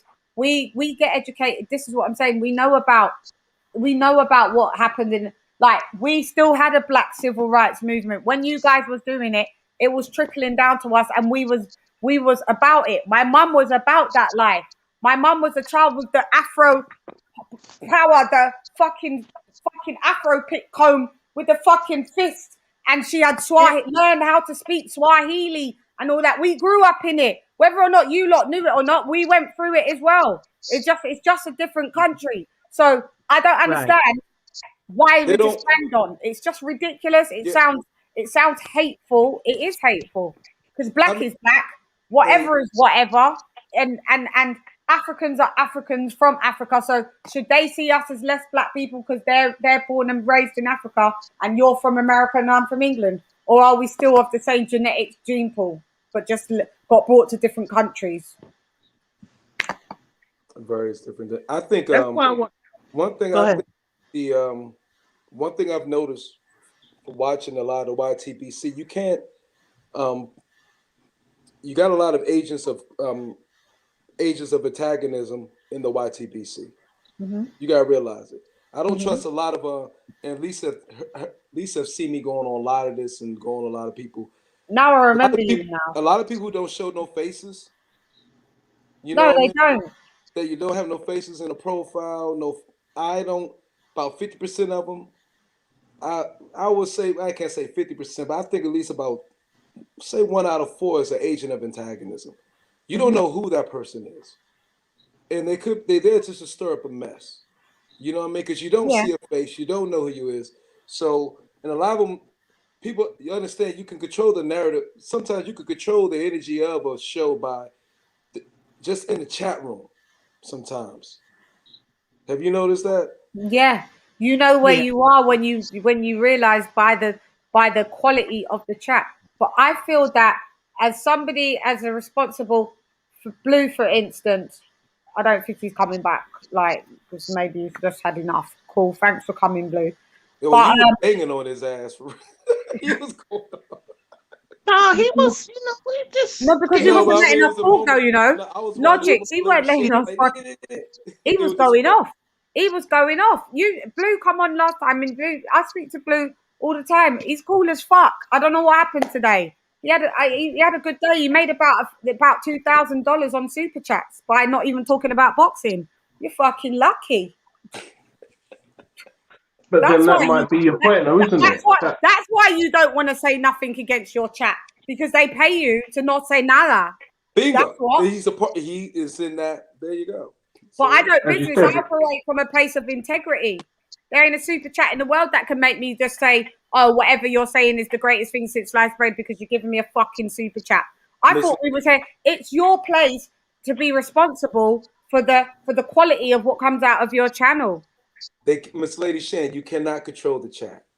I tried to. When I was like bubbling, I was really like, I mean, Lisa as prime, the biggest witness, was like, yo, don't call nobody out their names. You can say whatever you want, but do not. People in the chat, what was my rule? People in the chat cannot disrespect other people in the chat. And that was the biggest rule that I had. And I used to still block a lot of, but then they'll take somewhere else and then start talking about you in another chat, and they'll say shit like this, go to your channel. Yeah, I like your channel, but I'm Marvin Magnus or Boxological United. It's a shitty channel. He blocks people, don't let you say what you want to say. They'll start spreading that around the YT, and they do it intentionally. You feel me? And my man know he's seen it. That's my man. So they go wherever so they start spreading rumors about you or other different channels. This channel is dope. I just came from Boxological United channel, and that shit sucks. And it might have been an awesome show. Or somebody else, or this person and that person, that person and that person. And that's how it's rolls on here. And then they He's got a lot of people in the chat. They all those platforms. They've got a lot of people in the chat. Obviously, you can't see it's hard to anything, see but you can still the see the chat with general. all of the people. You can still see the general tone. You can still, because he sits down and says salute to everybody, and which he does. You can still see the general tone of what you're like. I still know, like, I haven't got loads of people, but I still know what the people that watch my show and interact with my show, the type of quality who they are.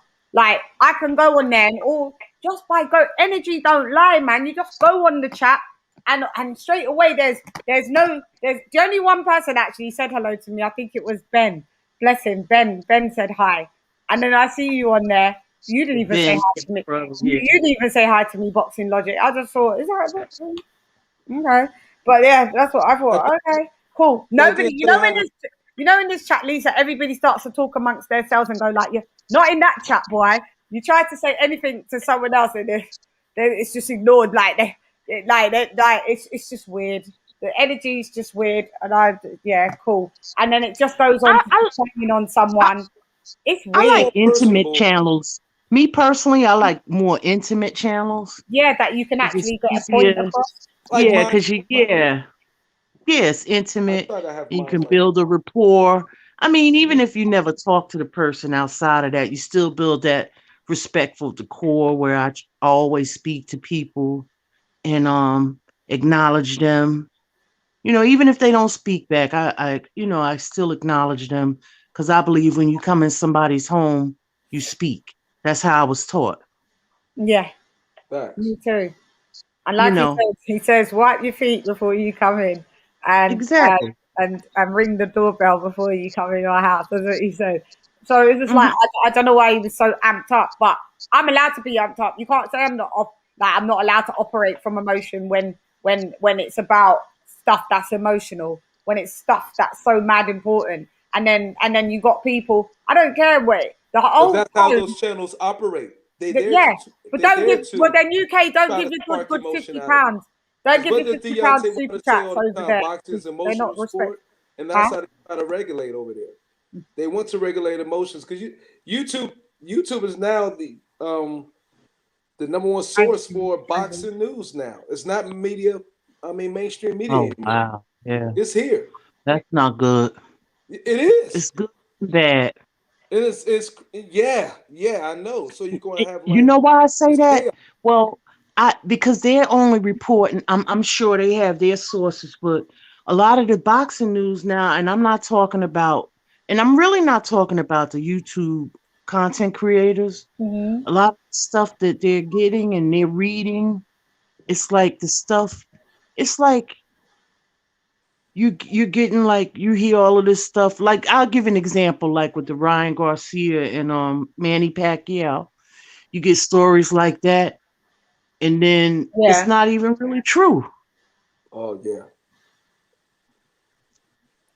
That's just an example. It's just about when the audacity, when people say they're operating from facts, and then you go over and there's numbers like there's 80 million step aside, and you're like, where did you get that? Where did you get that from? You just made that up. Oh, and the minute you go in the chat, where did you get that from? Timed out. You timed out. It's ridiculous. Yeah. Well, they have their own. They have relationships with people. I'm sure. The media that's on here, know, the media is watching this big time. Yeah, because ESPN barely talks about boxing. That's like it's all here. Like if you go to Google or Bing, Yahoo, whatever, and put in a topic on somebody whoever's prevalent at the time of boxing about Joshua Wilder, whoever it is, suspense, whatever, and see the videos that come underneath. See how many of those are YouTube channels. Yeah, true. That's what really opened my eye to. I was like, damn, you know what I mean? I was like, I put up a joint up Wilder. I put some on Wilder and Fury, whatever. I saw Blue Blood Sports come up under Google. I saw 78. I saw freaking YouTube channels, along with like maybe regular mail, Daily Mail, boxing scene. I saw that, but I saw YouTube channels, and I was like, wow, okay. Because that's where the main traffic, Yes, it's right here. Get the numbers basically, yeah. And they're gonna even be, and they're gonna, like Tyson said in that interview, and that it was probably the most revealing thing. He said, "Look, if we could be the best friends, if you now on the other side, on the other boxing, team, or say a different promotion, my job is to their job now is to denigrate you as much as possible." Mm-hmm. Remember Tyson said that, and that boxing's built off gangs, and that's how they run over there. Oh yes, he did say that. He said boxing red corner, blue gangs. Corner. Say blue. I remember he said, and I didn't. It went over my head. It really went over my head. I kept telling y'all that on the live a number of times. Like, this is gang, y'all. We in the game. They over there. They're looking at this shit more as a business. Now, are they passionate about it? But I remember the last really live I had, Lisa, and I was like, well, maybe you weren't there. No, I had the other guys of LDBC in there, and I was like, look, we know what they are. They are a marketing group.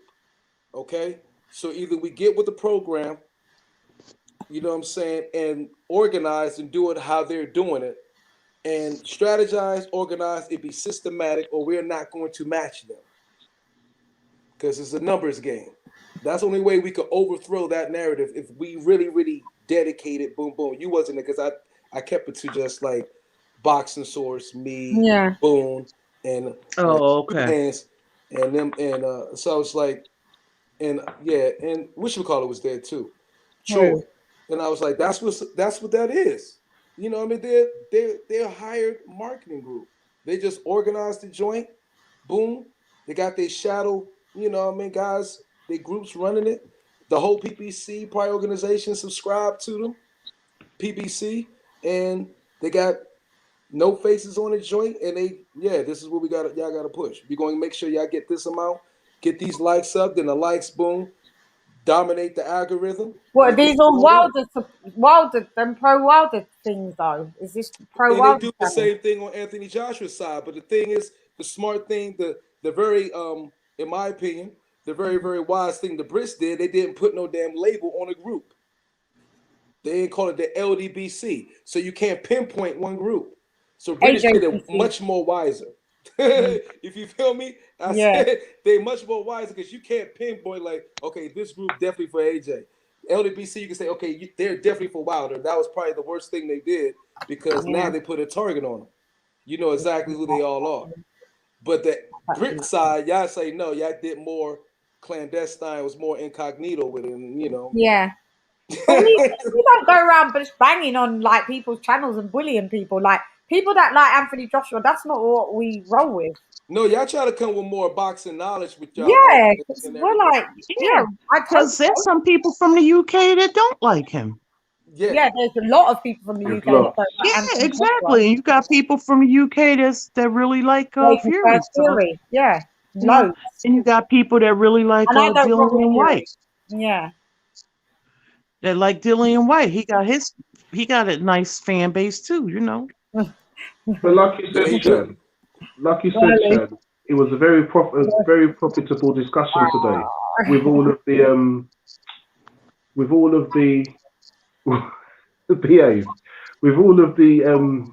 the arguing and the going at Black Britain and stuff. It got the super chats going. It was a profitable endeavor. Like nothing. It's not even talking about nothing. Like there's nothing talk. They're just sitting there going, Anthony Joshua, Wilder. They say a little bit of news for like the first 15 minutes, and then that's it. And then they was talking about, the undertone was like it was banging on the UK, like, the UK is smaller than Texas and this. And he said it. They round up on somebody and they set upon them. Lovely, isn't it?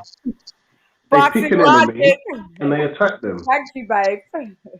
Thank you. Yeah, man. Yeah, I think the people that own the chat, they pick an enemy, and their people just go at them and just hurl abuse at them for a few hours.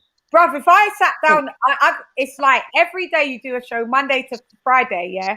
And you don't really have to talk about boxing, but you just talk about banging on AJ and and stuff that's not confirmed. Not some of the stuff was some factual, but you're mixing in facts with makeup stuff, and you're just making Monday through Friday $3,000 and $4,000 a day. That's why you're driving that big blood clot car. That's why he's driving that big car, because he's making about $20,000. He's making about $20,000 every 15 days, every 2 weeks. Nah, lie. Go watch the thing, and you'll see it. I watched it. I've seen it. Yeah, you've seen it. I was like, I know back in the day, yeah. Cray. I don't mind how you get your money, yeah, but are we not talking about boxing now? This is why you get this money, or is it just a divisive rhetoric that people are sheep and need to be herded, and they don't care if it's illogical, unfactual? They're just going with it. And here's my money. Here's my money. You know what I think has caused this though? Probably the boxing industry. Say that. The boxing industry, in my opinion, right now is somewhat causing this. It is, but it's cultish. I told you about that cult-like vibe. It's not like this here, fam. That's cult vibe. The minute you say something and everyone's cussing, like they go with hi queen, hi this and that. The minute you say something, you see in the chat, you're a pussy, you're this, and you're like, rah. Okay, just a minute ago I was a queen, but now I'm a pussy. That's cool. Yeah, they're nasty people. That's it. I needed to get out what I needed to get out. I'm glad I did it. Respect for Blue for coming. Blue, you're always welcome. If you don't come again, you don't come again. If you come again, you're welcome. You get me? But I feel better within self now that I was able to say stuff, because I witnessed it more in its entirety, and I tried to. And it's funny, like Boxing Logic, you're saying me and you, we ended up on there together, and you ain't really been on there. And then you saw Blue address me, innit? Like, bro, you was like, did you see my super chat? I super chatted as well. I was only on it for probably about 20 minutes. Oh, yeah. I only dip hear what they saying. I don't follow the LDBC. Yeah, you don't. Yeah. So I don't even touch for none. But Blue Blood, I can't say Blue Blood out of the whole group. He may be the coolest. I do watch Blue Blood out of the group because I see sometimes a couple of weeks ago, whatever, Blue Blood's getting he get perturbed to speak on some real shit and be like, this shit ain't even boxing no more. I'm on time. He was frustrated, I think, with the Pacquiao, when it was called the Pacquiao Ryan Garcia fight, when that was rumor was going out there. He said, Pacquiao fight, this ain't even boxing no more. He was pissed off. I see times in some shows where he really like is speaking on some real shit and not letting, he just like, you know. So I was like, okay, it's still some hope for my man Blue. Yeah, because out of all of them, Blue's the coolest. Like, Blue's all right, but it's like there's two personas. He's a nice guy, yeah. He's a nice guy. But there's two personas. Big up. Yes, Malachi. You already get a little safe for that. Well, see, Wilder's their God. We gotta see. The thing is, and I get it. I do understand it. We didn't have a united. We didn't have a champ here in the United States for a long time. A heavyweight. The heavyweight is the baddest man on the planet. You know what I mean? So you know what he said from the chat? I mean, you know what they said? So we had a paper. No, he said that the Anthony Joshua and Tyson Fury fight is a big fight only in the UK. It's not the biggest fight in boxing. That's how I knew you're not down for boxing, because he said if it's Deontay Wilder and Anthony Joshua, then it's the biggest fight. And if it's Deontay Wilder and Tyson Fury, then it's the biggest fight in boxing. That's how I know. It's just that's joke business, mate. Who said that? I remember somebody said Blue. That. Oh, Blue said it today. Yeah. I think I overheard that from him through somebody else. And I was on the chat for about that's going to be the biggest fight. No, that will be the biggest. It's the biggest fight in boxing. Whether or not anybody likes it or not, it's undisputed heavyweight championship. It doesn't matter. Like, guys, we grew up watching those fights as the best heavyweights were Americans. Do you think, Leon, did we ever sit there and go, we're not supporting this because it's American heavyweights? We were just like, this is Mike Tyson. this is Lennox Lewis, or this is Evander Holyfield, or this is... Yeah, that's because we love Muhammad Ali. You didn't watch Muhammad Ali. We were spoiled. Chann, that's the way I mean, I look at it like this. We were spoiled. I have seen a lot of UK channels, and they stay up until they be up like 3, 4 in the morning watching our fights over here. I remember that.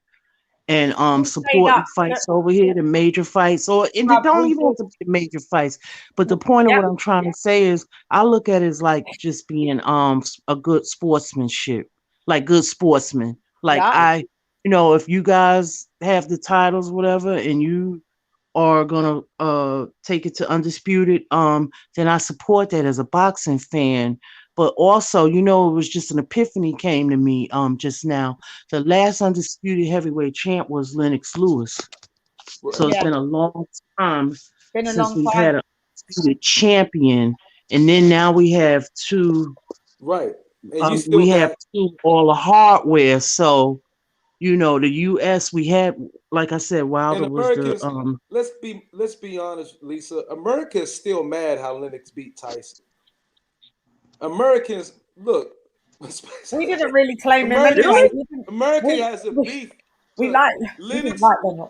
Lennox created a beef with. I was always Tyson, but I like Lennox because when he beat Tyson, that created a beef. You know what I mean? So then we just ain't really seen that beef. I mean, since Vladimir Klitschko, the Klitschkos took over and reigned. We didn't really see that beef really come to surface because they had it for so long. So now you had Joshua winning and Wilder. We're now seeing, and I don't know if this this is what's happening. We're seeing now that old, still bad blood from Lennox whipping up on Tyson now come to surface now. You know what I mean? Yeah. Really, that's what you're seeing a lot of that. You're seeing old black badass blood from 2007. What was that fight? 2008? No, it was before that. Before that, it's like 2003. Yeah, when Lennox did Tyson. Yeah. You saw, because the tail end of Tyson's career, though. Very much. And then so you saw that was a very tense fight. And so that was like, you have motherfuckers who stopped watching boxing after Tyson lost to Lennox the way he did. So now this time is coming back up. Y'all seeing that old bad blood from almost 20 years ago. So we never ever just looked at it like that. We're spoiled though, because a big part of sport is rivalry though, and logistical rivalry at that. That is a big part of sport. So it is expected to come into boxing. I mean, boxing is one. Because fighters are mobile and they fight all over the place, it's not so much, but it's inevitable. You're going to have regional differences and, country differences. It's naturally. The dynamic principles of existence is self, family, and group. And we all, so you got, the Black British group, American British group. Face to face, it'll probably be love, but I guess still when it comes to sport or whatever, in the Olympics, we're going against each other, aren't we? You know what I mean? You got, Someone said in the chat in Blues thing, you know what I'm saying? Because y'all had freaking Christie. Christie and track and field that was dusting motherfuckers. You know what I'm saying? Donovan Bailey, Canada, dusting motherfuckers from all by way. Then, it happens. It's still that rivalry of sports. But I think Americans also have been spoiled as fuck with the American heavyweights. You've always had them, and there was no problem. Exactly. They were the best guys. They were the best guys. We never ever once even questioned it. We didn't care. We just loved the sport. It's only now that I've got to this big grown age that it's become a problem that the best heavyweight, you lot's got every other weight class dominating and we've got the heavyweights and that's not good for us. We're getting condemned. And then I see someone say, but you guys in the Olympics, you got 4 countries you got 5 countries that make the Team GB. Well, you've got 52 or 50 states or whatever, or 52 states that make fucking Team America, USA. How dumb was that? Like, I just saw the dunce, and I was like, let me get out of this chat before. It's like you don't know what you got till it's gone. You know what I mean? We ain't know how I guess the heavyweight champion of the world is really important to a nation, whatever.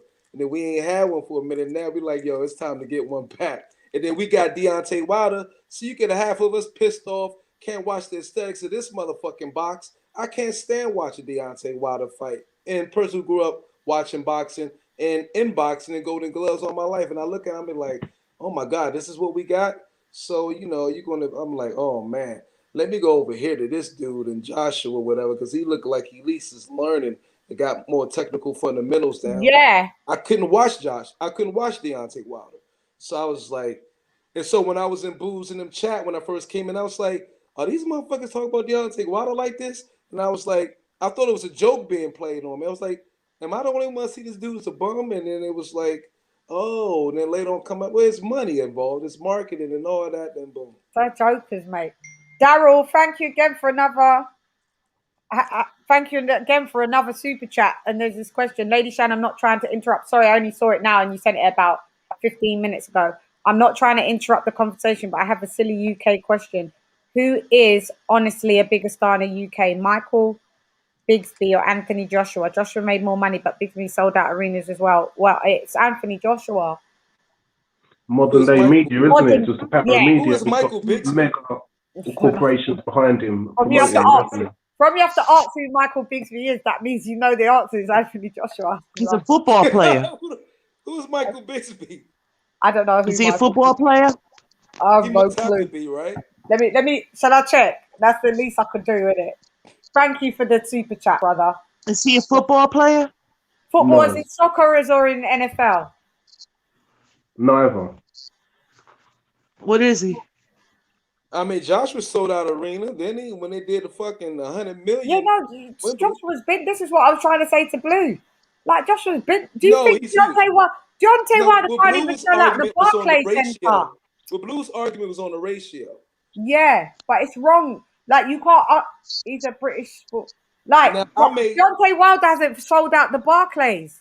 Look, one time, look, Fearon came on my channel one time when I first started. I was getting traction. He was like, Deontay Wilder bigger. United States is a bigger country by, of course, 300 million. I told Fearon, I'm like, yeah, but Anthony Joshua made more money with just 60 million. So if you're dealing with per capita, has to be bigger per capita if he got to get 20, 30 million per fight with only 60 million versus Deontay Wilder with 350 million is only making 5 million a fight. Deontay Wilder's not even in the top 10 of highest paid boxers. Anthony Joshua is number 11. No. Deontay Wilder's not even in it. No, Joshua ain't number 11. He's number 1. No, in all time so far. No, he's number 11. Of all time? Yeah. Oh, I could probably see that. Yeah, he's number 11. No, Deontay Wilder's not in it. I'm talking about right now. He's currently number 1. Yeah. I just read that he's the has been the most lucrative boxer in the UK in history. Oh yeah, with a net worth of over 60 mil. Something. I don't know if it was it was between 120 to 140 mil. I thought I saw. Oh yeah, it's 138 mil dollars in dollars. I just read that. He's the cash cow in boxing now. Even though, but we said that. But he said Blue said Deontay Wilder is the superstar of boxing. They have to say that to push the, Yeah, again, that's marketing and promotion. Even the people who try to say Canelo Alvarez that's been shut down. I was like, so Canelo Alvarez was getting 33 million per fight from the zone. Joshua made that in one fight with 85 million. So who's the highest paid fighter in boxing? So it's Anthony Joshua. I think it's one where if you want to feel good and say it's Joshua, you can say it's Joshua. If you want to feel good and say it's Wilder, you can say it's Wilder. No, the facts are the facts. Their bank accounts are their bank accounts. No, facts are facts. We're dealing with facts, mate. Sorry. We're not appeasing no one. We're not appeasing no one. It's not appeasing. It's a case of they're going to believe what they want to believe. Oh, well, facts. We're all looking at the same set of numbers. Belief. It's that what they're pushing for the casuals to believe. Well, that's what I was going to say. It's okay, and that's the whole aim, isn't it? That's where you get to get the those narrative. who don't know any better. We know better though, and only reason Canelo can even keep up with Joshua is because Canelo has been more active as a fighter. Yeah, Canelo's definitely a more active fighter. That's the only way he can even keep close to Joshua. But Joshua's squashing him by doubling what he's making. So it's been Anthony Joshua for quite some time. It's the highest paid fighter, #1 draw in boxing. Not even to the LDBC. It's even Wilder. Max Kellerman came out and admitted it. You know what I'm saying?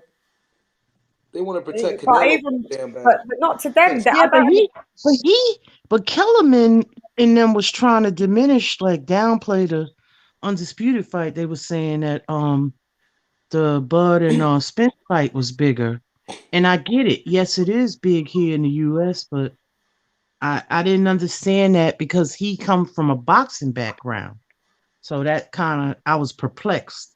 Because they still drawing lines.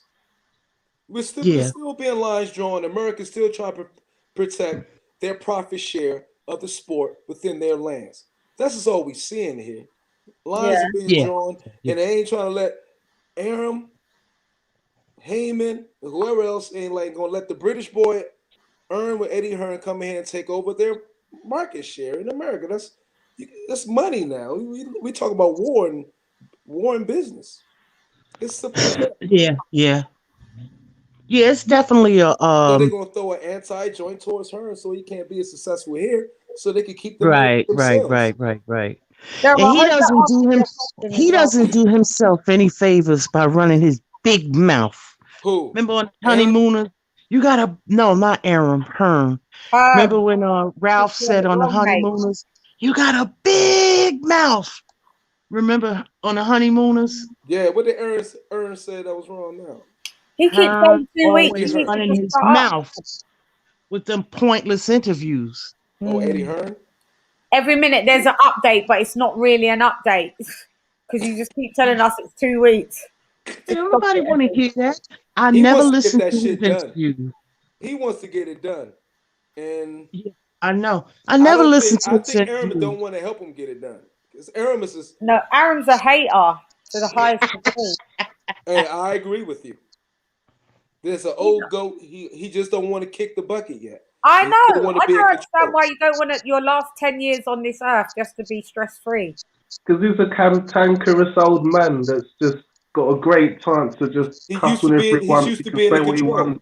Yeah. But they don't like. They don't. And anytime they come into it, I know Frank Warren don't like him, and I don't think Eddie. Not Frank Eddie. Warren either. The old man don't like him either. So it's funny. They funny. I think no one likes Frank Warren either.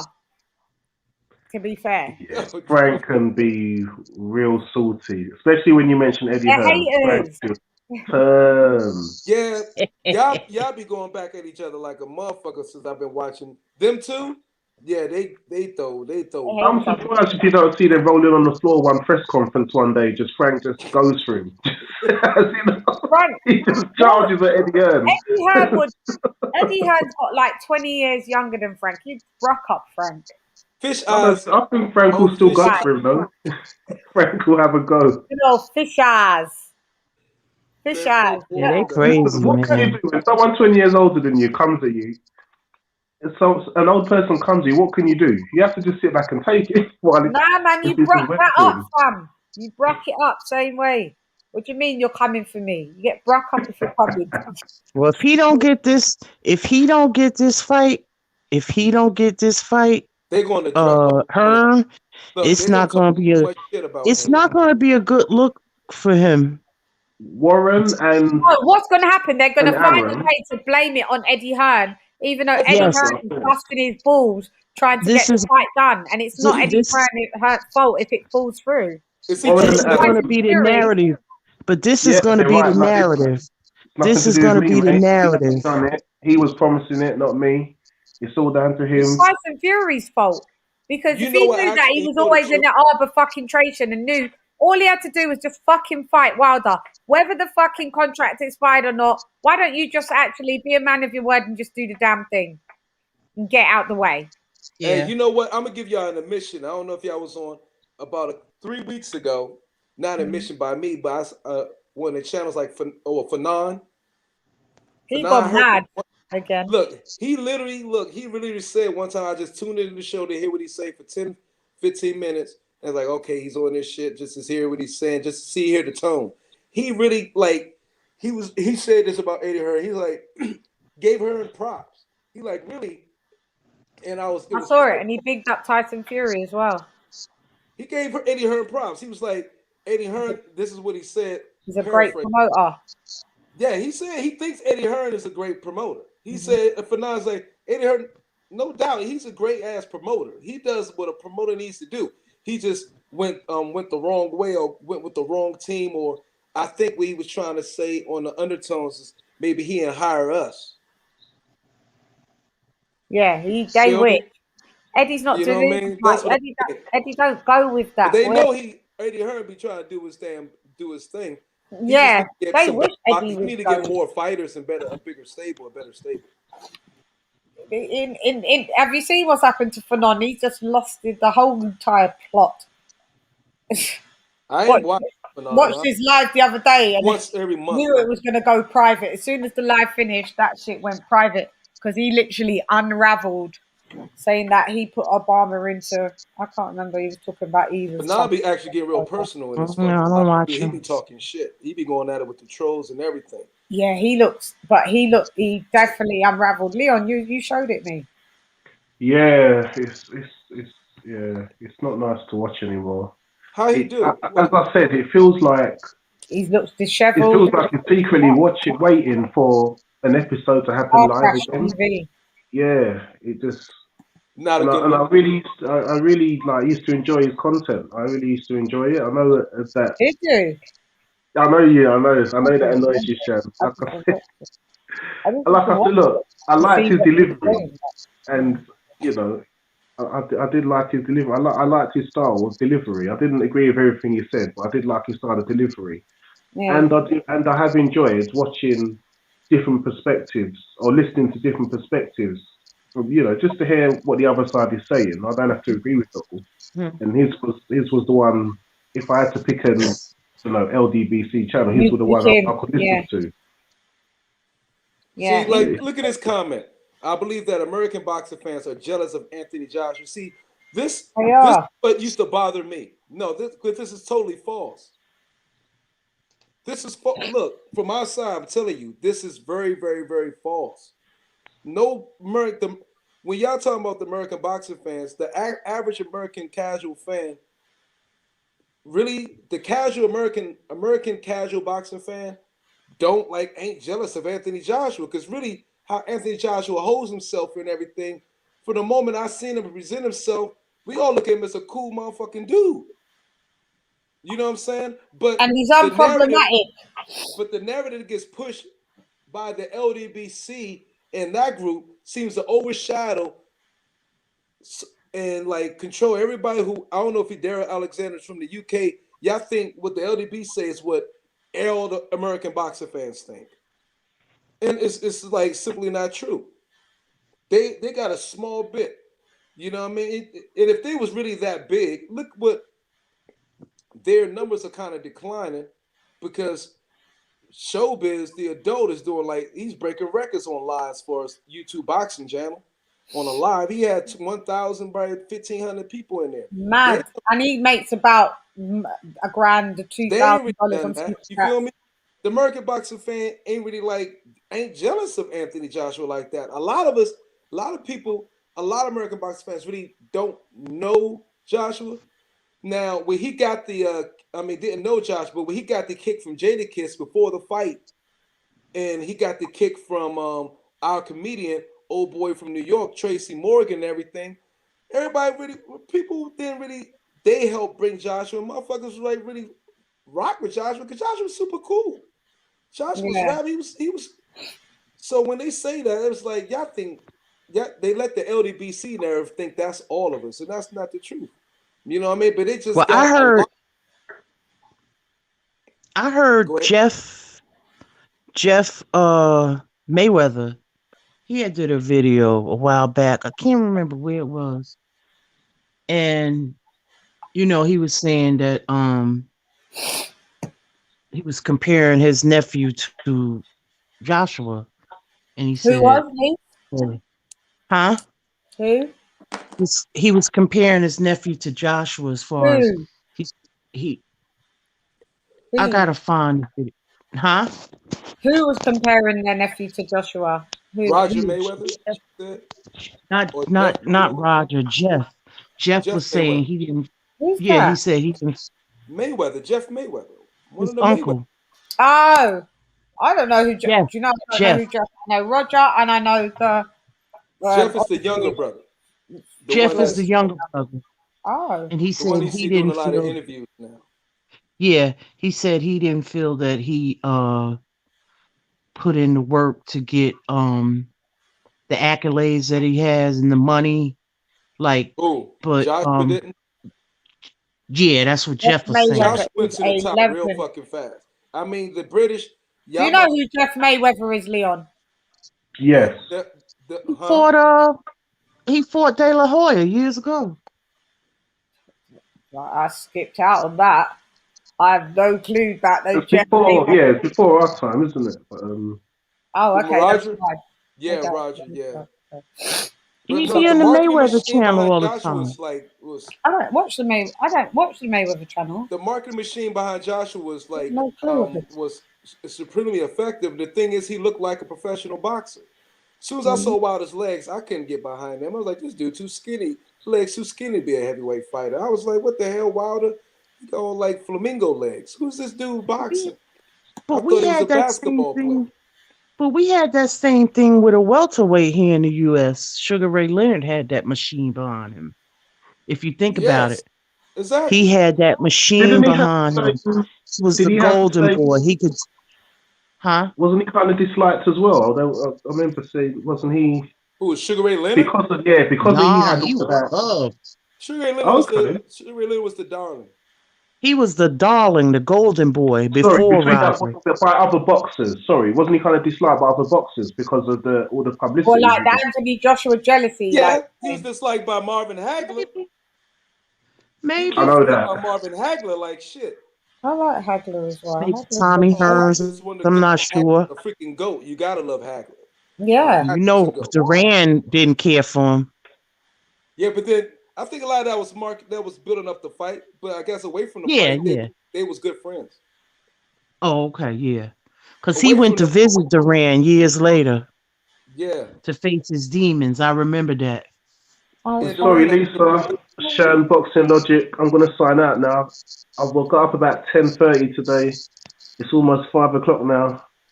I need to try and get some sleep. But Chann, I really appreciate the invite. Thank you so much. All right. Fight fan. All right.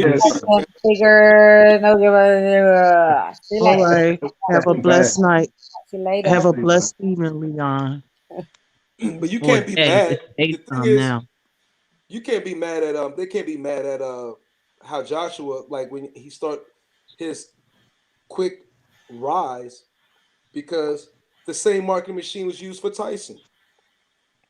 Yeah. The same market, that's all it was. The money was put behind. The British put all the money behind. He won the gold medal. They put the money where it was supposed to be. He had the look. That's how you do it. That's all it was. It's just the machine. That's all. You build up champions that way. It's always been that way. So it was the same that way for Muhammad Ali. So I mean, that's where it go. Now they think Muhammad Ali had the looks as well, and there you go. So I don't understand why people just so. That's boxing. That was the same for Sugar Ray Leonard.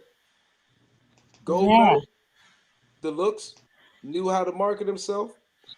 Got all the endorsements. What endorsements has Deontay Wilder got? There you go. I'm sure he had some. Yeah, but what ones? What ones? I don't know what none of them came out of nowhere. Who's he sponsored by? He has to have none significant. He doesn't have none. Sure. Exactly significant. I'm sure he has some. He does, but not none like not no Under Armour.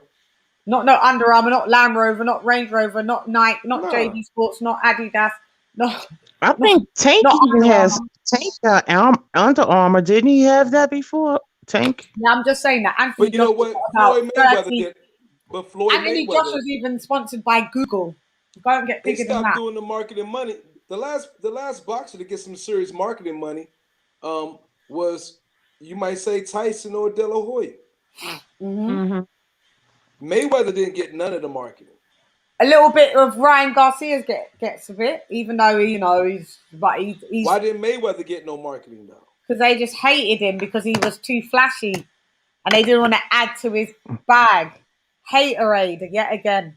Didn't he get He like wasn't a the first watch to do it. endorsement? Huh? Didn't he get like a watch endorsement or something? I don't remember. But Floyd Mayweather, he capitalized better than everybody. He said, okay. Than everybody, yup. Oh my God, you ain't gonna give me this marketing money? Okay. And so he took the Sugar Ray Leonard plan and like maximized it in our era. All he did was Sugar Ray Leonard did. And Sugar Ray Leonard was one of the first Sugar Ray Leonard was the first boxer to make 100 million. Oh yeah. Yeah. And he had no promoter. No, he was doing his promotion on a one fight basis with Audemars PK. Which one was it? Hublot or Audemars PK? Huh?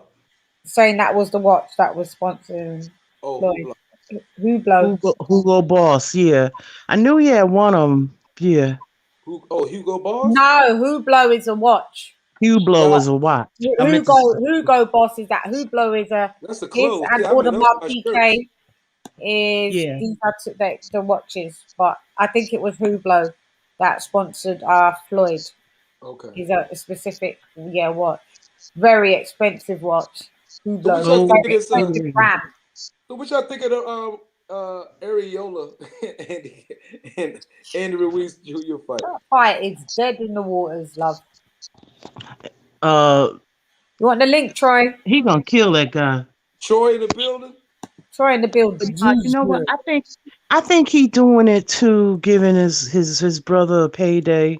He know he close to retirement age, and that'll be a nice payday for Areola. Yeah, for him to. Would you think after he gets beat, does he just finish off, retire? Because I know this is not going to be funny, but isn't he 40? So he'd be done right now, isn't he? If Areola, his nose looked 50 because he took a lot of punches on that damn nose. Awful face, isn't it? The nose is like that. My man, it must have been a lot of times. I want to see it's great payday for both, but at least Merle Dixon, Andy Ruiz was a heavyweight champ, So yeah, he used to that bag now, so he ain't trying to. He trying to. And I want to see a Ruiz Joshua 3. Oh, I don't. Why not? Because there's no need. You crazy? Yes, it is. I've got no interest in that. I'd rather see Joshua with Wilder. Joshua wants that fight. I don't even have interest of Joshua with White again. Joshua wants that fight. Back when Joshua's fun, I don't think he does. He said it. He said it already. Yeah, he says it, but I don't think he would. He's like, he's like, I'll fight Ruiz again, but like he's saying it, innit? Like to say, I'm not ducking, but it's not going to be on his priority list. He needs to stop. Fight Andy Ruiz again. He should have stopped him in the second high fight. Risk, low reward. Why should he have stopped him? Troy, because he was stopped. My G. Because he was stopped. I got you. But it ain't always like that sometimes. No, it ain't. But I know he wanted to. He wanted to stop him. His corner kept making him fight safe. But there was some in him that wanted to tee off for Andy Ruiz, especially when he came in 20 pounds heavy. But he went the smart route and got the good decision. But I know he wanted to knock him out. Every fighter in that pride wants to do to their opponent whatever their opponent did to them in a previous fight. Right. Or outdo it. That's what Lennox always wanted to do. Yeah. But did he knock out everybody he avenged? No, he didn't knock out everybody. Besides McCallum, who was it? McCall, who had it? That's what I'm saying. Sometimes it just don't happen like that. It's you got to look at the damage that he took. We don't know what type of damage that he really took from that fight because that's undisclosed. Of course, What, Andy Ruiz? concussions, those are very dangerous. Yeah, And you could after every fight. You could tell he had a concussion afterwards. Who? Yeah, Anthony Joshua. You could tell he had one. He had that glazed over look, didn't he? Yeah, because he had that shock from being freaking beat look because he was supposed to win that. It was coupled with, I think, concussion, embarrassment. Yes. It was everything. And his debut in America. Big Maddie Square Garden. Embarrassing for him, yeah. Joint, it was embarrassing. Jada Kiss, it was like, oh my God, why? And the thing is, he bounced back though, didn't he? So you know what? You know what I loved about what he did? He didn't hide. The next day he was out amongst the people. With the kids, everything. He didn't get in the bed and you know what I mean? Like, he's smart. Troy, I don't know where you went. He came in and I like that he did that. He knows how to finagle the media way better than Wilder does. He's smart. Yeah. Hi, Troy. Hey, Troy. Hey, bless up. We got LadyChann, we got Lisa, and my long lost brother, Lando Calrissian. What's going on? Logic. What's up, Troy? Hey man, all is good. What's wrong with you? All is really well. What's happening? Oh, you missed it. It was just we had the Blue Fest. We had Blue at war with a yeah, but I see y'all were chopping it up about what Andy Ruiz and the fight coming up, right? With Chris Arreola. Yeah. Okay. Did you not see Blue on? I saw that weigh-in. Chris came in at 228, but he's limping. Oh, no, he's not hearing us. He doesn't hear. No. Go ahead. I'm saying, did you see Blue when Blue was on? No, I did not. No, I think he came in late. Oh, okay. Chris Arreola came in limping. Because it was crazy. Yeah, Chris Arreola came in limping. Yeah, he came in limping and he has no muscle definition. Oh my God. He came in at 228. He's a sacrificial lamb for that boy. Oh, yeah, you see how small he was? Oh my God. He just come in with coming cut. So was he losing weight for or not? Fucking cut up. He's cut up right now. Nah, he wasn't cut up. Ruiz looked cut up, really? I mean, for him, did you see his legs? Ruiz? Yeah, I saw his legs. His legs look like AJ's legs almost. Yeah, wow. I did see his legs. Okay. Huh? I did see his legs. All I saw was upper body looked a little stronger. His thighs. His thighs are big. How's upper and they body muscular. Look? They defined. How did Ruiz's upper body look? It looked a lot better. Really? Yeah, his shoulders look more developed and all that, but Chris Arreola is just a sacrificial lamb. You have to watch.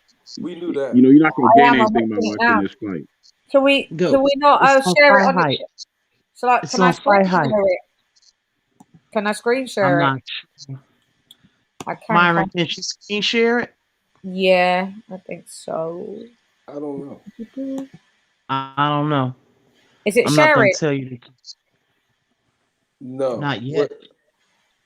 Oh, isn't it good? Because that was fully my business all on there. Good thing. Hang on one sec. There you go. Bingo. Lisa, it was fully my business. Yeah, girl, you know. I'm like, girl, oh, you know. There again, it is it again. This thing is just tripping out. Areola was real small. I was like, what the heck? He just looked like a dude who lost weight. He had no development. I don't see no muscle development enough. It's on fight hype because we haven't seen it. We haven't seen no training by him. We just seen him hitting that bag. Hitting the pass with that one guy. Who? Arreola with whoever was training him. He was hitting the pass with somebody. In the fat camp earlier this week, huh? He probably been just in a fat camp, mainly. This is a 3-round fight at best. Yeah. I said 7. I said 7. Maybe what's his name will carry it a little bit because it's a pay-per-view. I don't know. Sorry, one sec. This damn thing, it took me out of the thing. Hang on. I'll show you because I've never watched it, so we may as well see it. Oh, they said he went on the keto diet. Oh, okay. Is that what he went on? Yeah, somebody said it in the chat. Oh, okay. Areola went on a keto diet. He still didn't have no muscle definition, keto diet or not. You training all that long, you would show some muscle definition. No, that takes a long time because remember, Tyson Fury did that. He's now just starting to get that muscle more. I mean, he's starting to get it more now. Right, it's sharing, right? Mm-hmm. Okay. I see. Yeah. All I saw was that limp, and that told me all I needed to know. I ain't even noticed. No good. That's no good. Oh this boy. Be the way in, right? Let's have a look.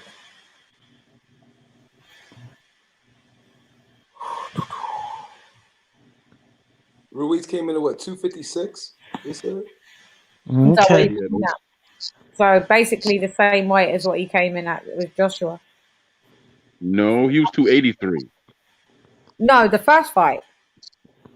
Was he 283 the first fight? No, the second fight with Joshua. The second fight he was 283. The first fight, I think he was like 250 something or 260, maybe. Yeah. Okay. I know he gained like 18 pounds from the first to the second. No, okay. Come on, where is it? Is it gonna play? Yeah, man. Areola, please retire. Yeah, look at his nose. That nose is wild. Well, that's our main event features. Cut that off. Cut that off. Title eliminate.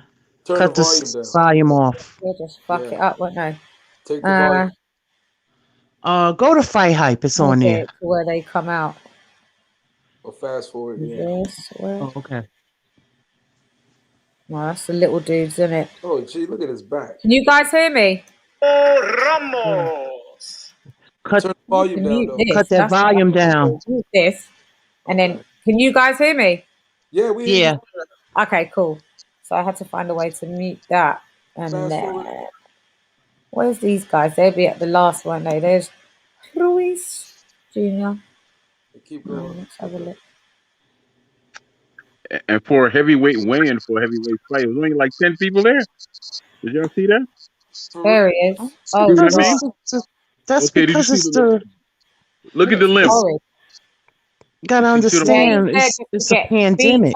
Oh no! You see how small as well, isn't he? Has he got an injury? Did y'all see the limp? Did y'all see how he was limping? Has he got an injury? I see it.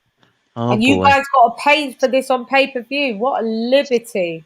You think we're gonna pay for this? You crazy? No, I know, but if those that want to watch it have to pay for it, that's wild. We streaming the crap out I of it. can't recall ever seeing him this small.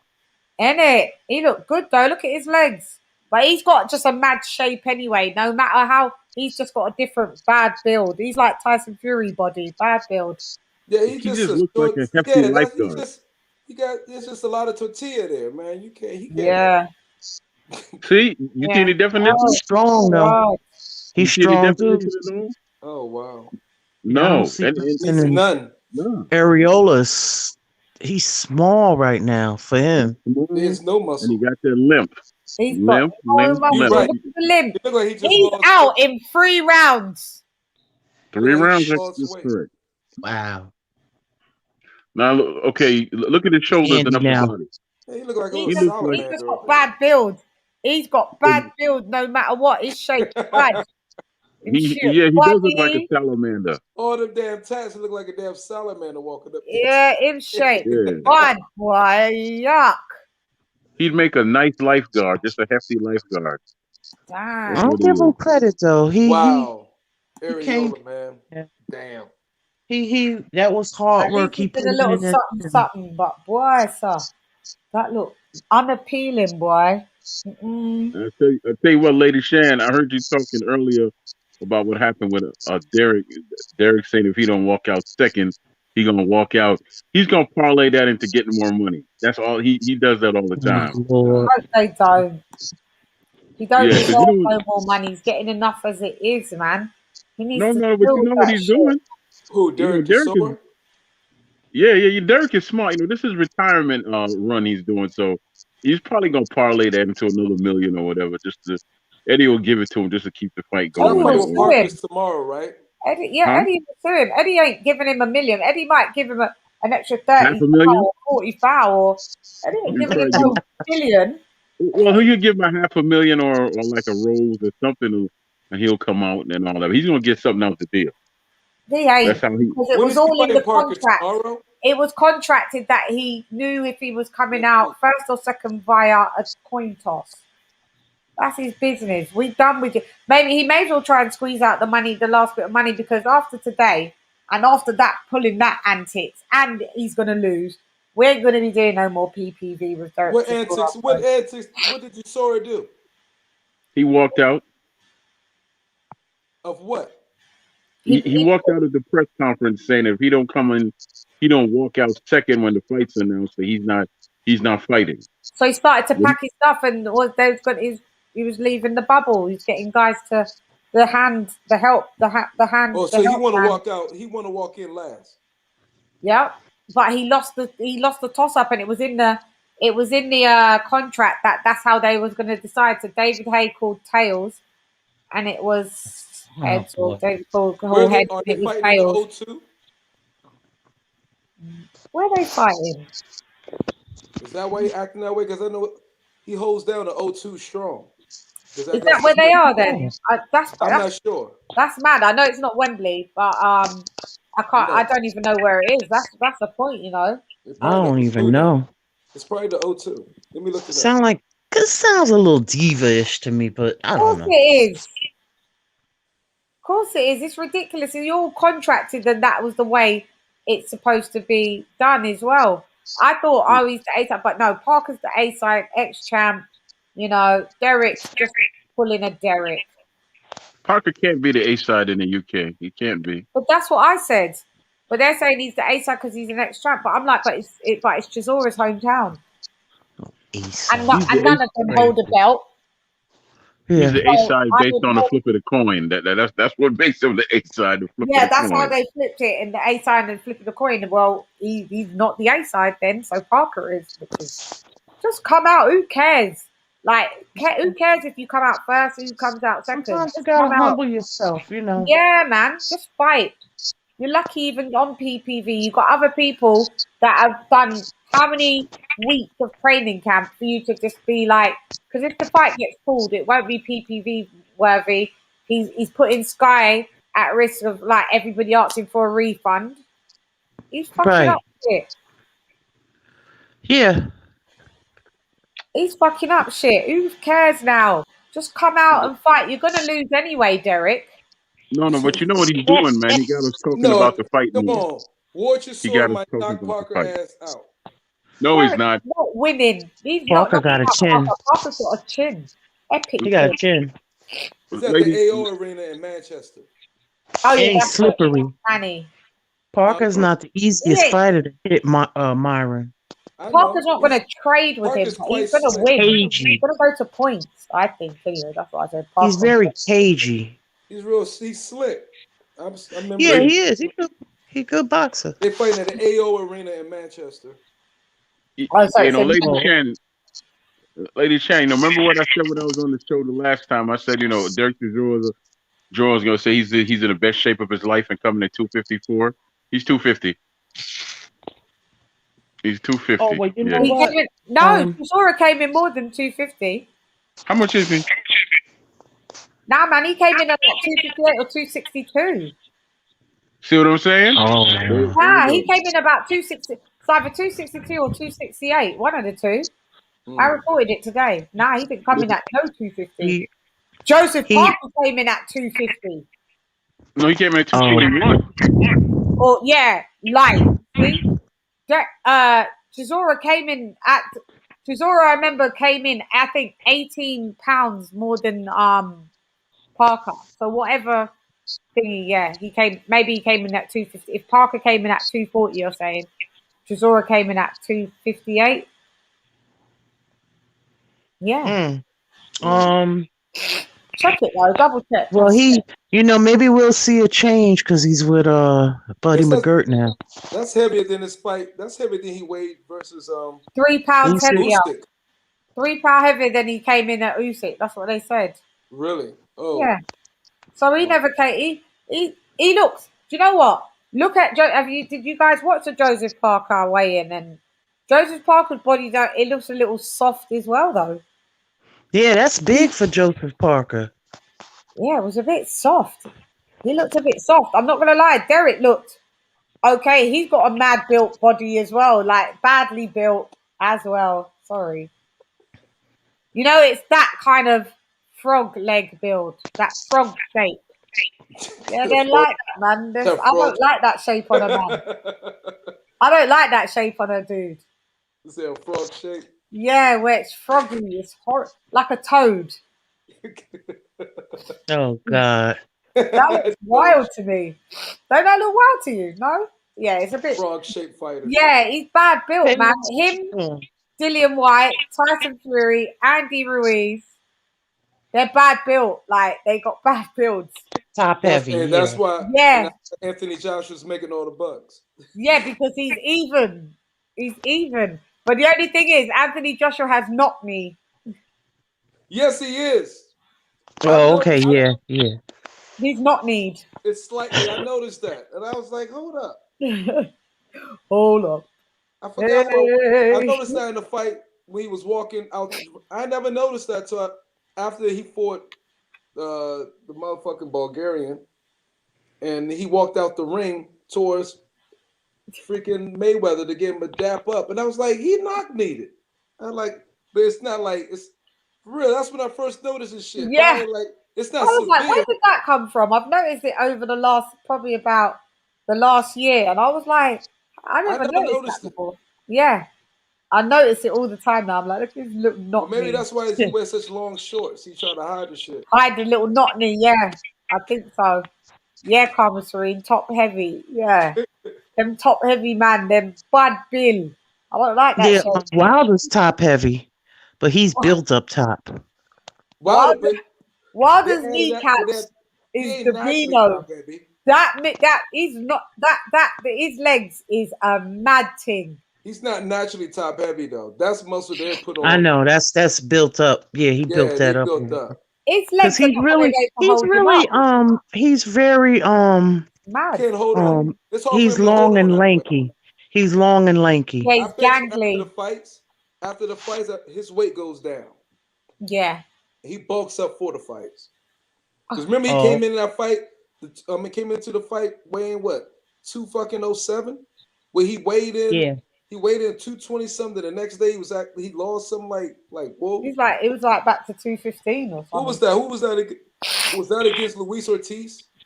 Yeah. Because the biggest that he was when he come in for. He probably not a real. He probably a cruiserweight or bridge or whatever this. He's a cruiserweight. No, he's over 200 pounds. He's a heavyweight. He's just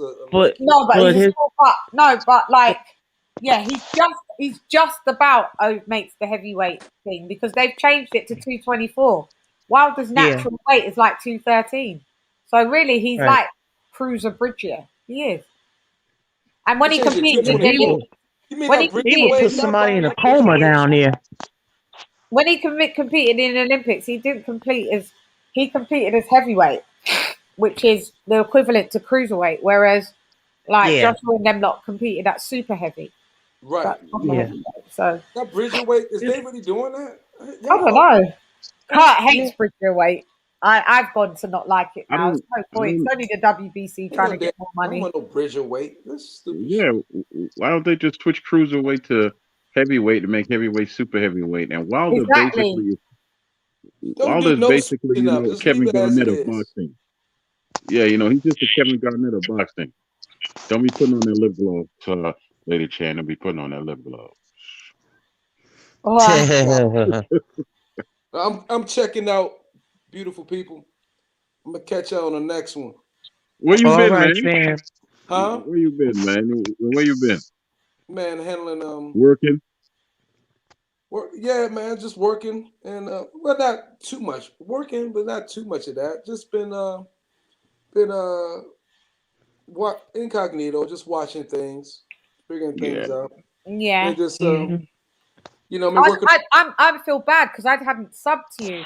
I didn't know. I kept forgetting because you go off, and when people come off, but I'm gonna sub. I'm gonna sub to you now, Boxing Logic. So I can. Thank you. Yeah. So I'm just Boxing I'm gonna work Logic. on more specialty films. Is what I was talking. Yeah, you high now. That's why you like. Yep, I'm out. Yeah, I seen your work, Marvin. I'm enjoying it. There you go. Well, I ain't really the best one I really just was I guess the Marvin Hagler. I'm gonna start doing that was good. Thank you. I'm gonna start doing more stuff like that. Yeah, that's good. I'm gonna check out. Now, Myron, that's content. Yeah, all stuff is content, but that's exploring your creativity. Yeah. Well, go ahead and do it. And I'm gonna do that. I'm gonna bring back Blue Nuts though. So yeah, videos. You know, I told you. Let's have fun with this. Everything ain't got to be so serious. Yeah, everything was always fun. That's what it's all about. Yeah. You know what I'm saying? I think you fall into I fell into the joint of doing too many lives when I was start out really is the content of videos. And so I think that's what slowed down my video making joints. But I want to make good videos like the Marvin Hagler joints now and more stuff like that. So yeah, that's great. Does it take a lot of time to do those types of videos? That video took 50 hours. Yeah. Yeah. Oh. that Marvin but that's great though, because you get to learn so much and yeah, but it pisses me off that you take 50 hours and then you get like 20 views and you're just like, do you know how long this took me to that one should have went viral. That's because of they got the bug. They got the bug on my channel. But when I did the Anthony Joshua, my first one like that's the one I did for Anthony Joshua. That one got almost 300,000.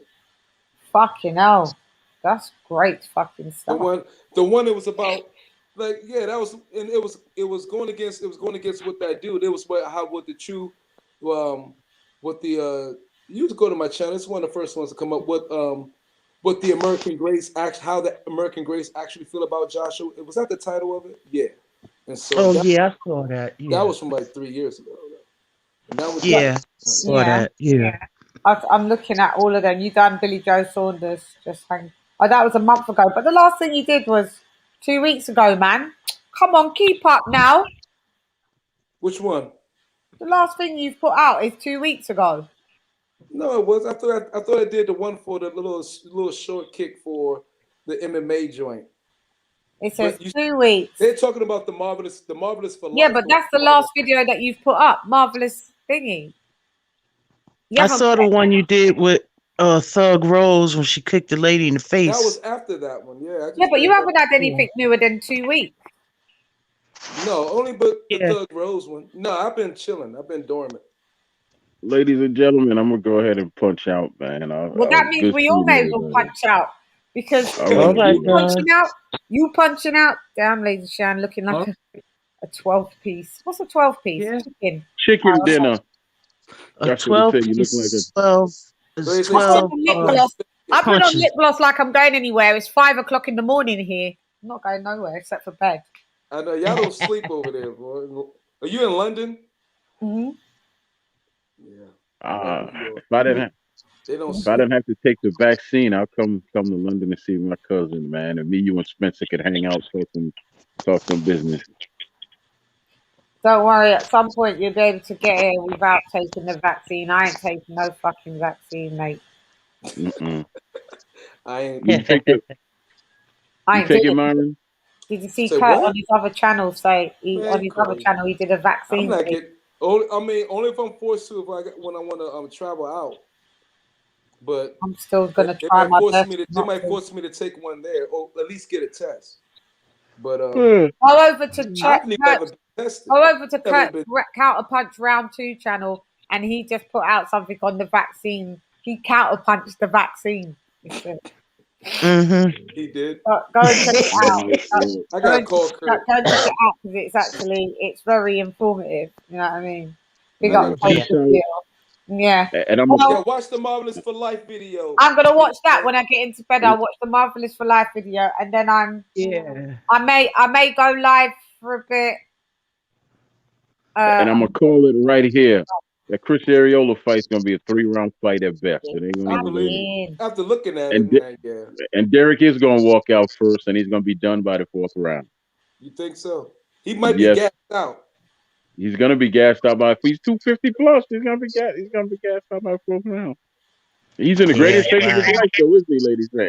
Greatest shape of his life. Always in the greatest shape of his life, but always loses in the greatest shape of his life. David Hay just knows, don't bother with it. We don't care now, Hay. You can't sell ice and Myron and Lisa, you actually missed it. I made some shrimp and salmon soup, vegetable soup. It was nice, real nice. You did a video for it? I think I put it up. I think I put it up on my page. I didn't put up the pineapple. I made some pineapple jerk turkey wings yesterday, but I didn't put that. I don't think I put that video up yet. Okay. I try to like everyone I see. Yeah. Thank you, man. Yeah. Me too. Them dishes be looking banging. Oh yeah, LadyChann. All you got to do is go on YouTube and type in "Foodie After Dark," FOOIE After Dark, and you'll see my cooking. I gotta make that Beltway drive to 295 up there. Like it's only gonna take 35 minutes and go check you out. Yeah, but I don't want to see it because I can't get it, so there's no point. Just a wind up. I'll find a way. They'll make you hungry. Yeah, that's why I don't want to do that though. You don't gain no weight though. You about as big as a minute. You don't gain no weight, so you're all right. I know. Right. No, I don't mind eating. But I mean, it's a wind up. I'm not going to be able to have access to the nice food that you cook. Like I'll look at it and be like, oh, I want it. So what's the point? Well, like I said, I'm gonna be in England. Hopefully, I just do not want to take that vaccine. I'm really against that thing. But I got a cousin. Really, anyway. So don't worry about it. Do y'all think? Well, I don't even want to go there. Go on. No, because they're talking about the vaccine and Marvin Hagland and what. They said it. What Tommy Hearn said and shit like that. Yeah, they'd probably hit the channel up and stuff. Nah, don't do that. Plenty enough of bugs on the channels. So. Yeah.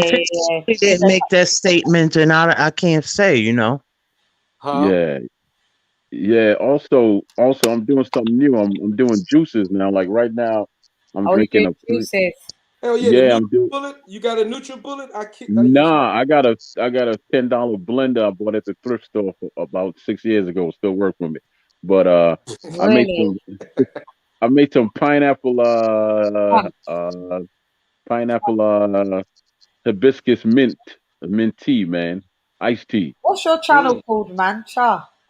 Foodie After Dark. Foodie. And you get to hear that sounds. And you get to hear that voice you love so much. You know that voice you said, "Is that your sleeves tone? Is that your sleeves tone?" That's your Barry White talk. Is it Foodie After Hours or Foodie After Dark? Because After Dark. After Hours is a whole nother thing with me. But yeah, After Dark. After hours, you've gone to your bed. That's the only thing that's happening. No, I have an alter ego. I got an alter ego.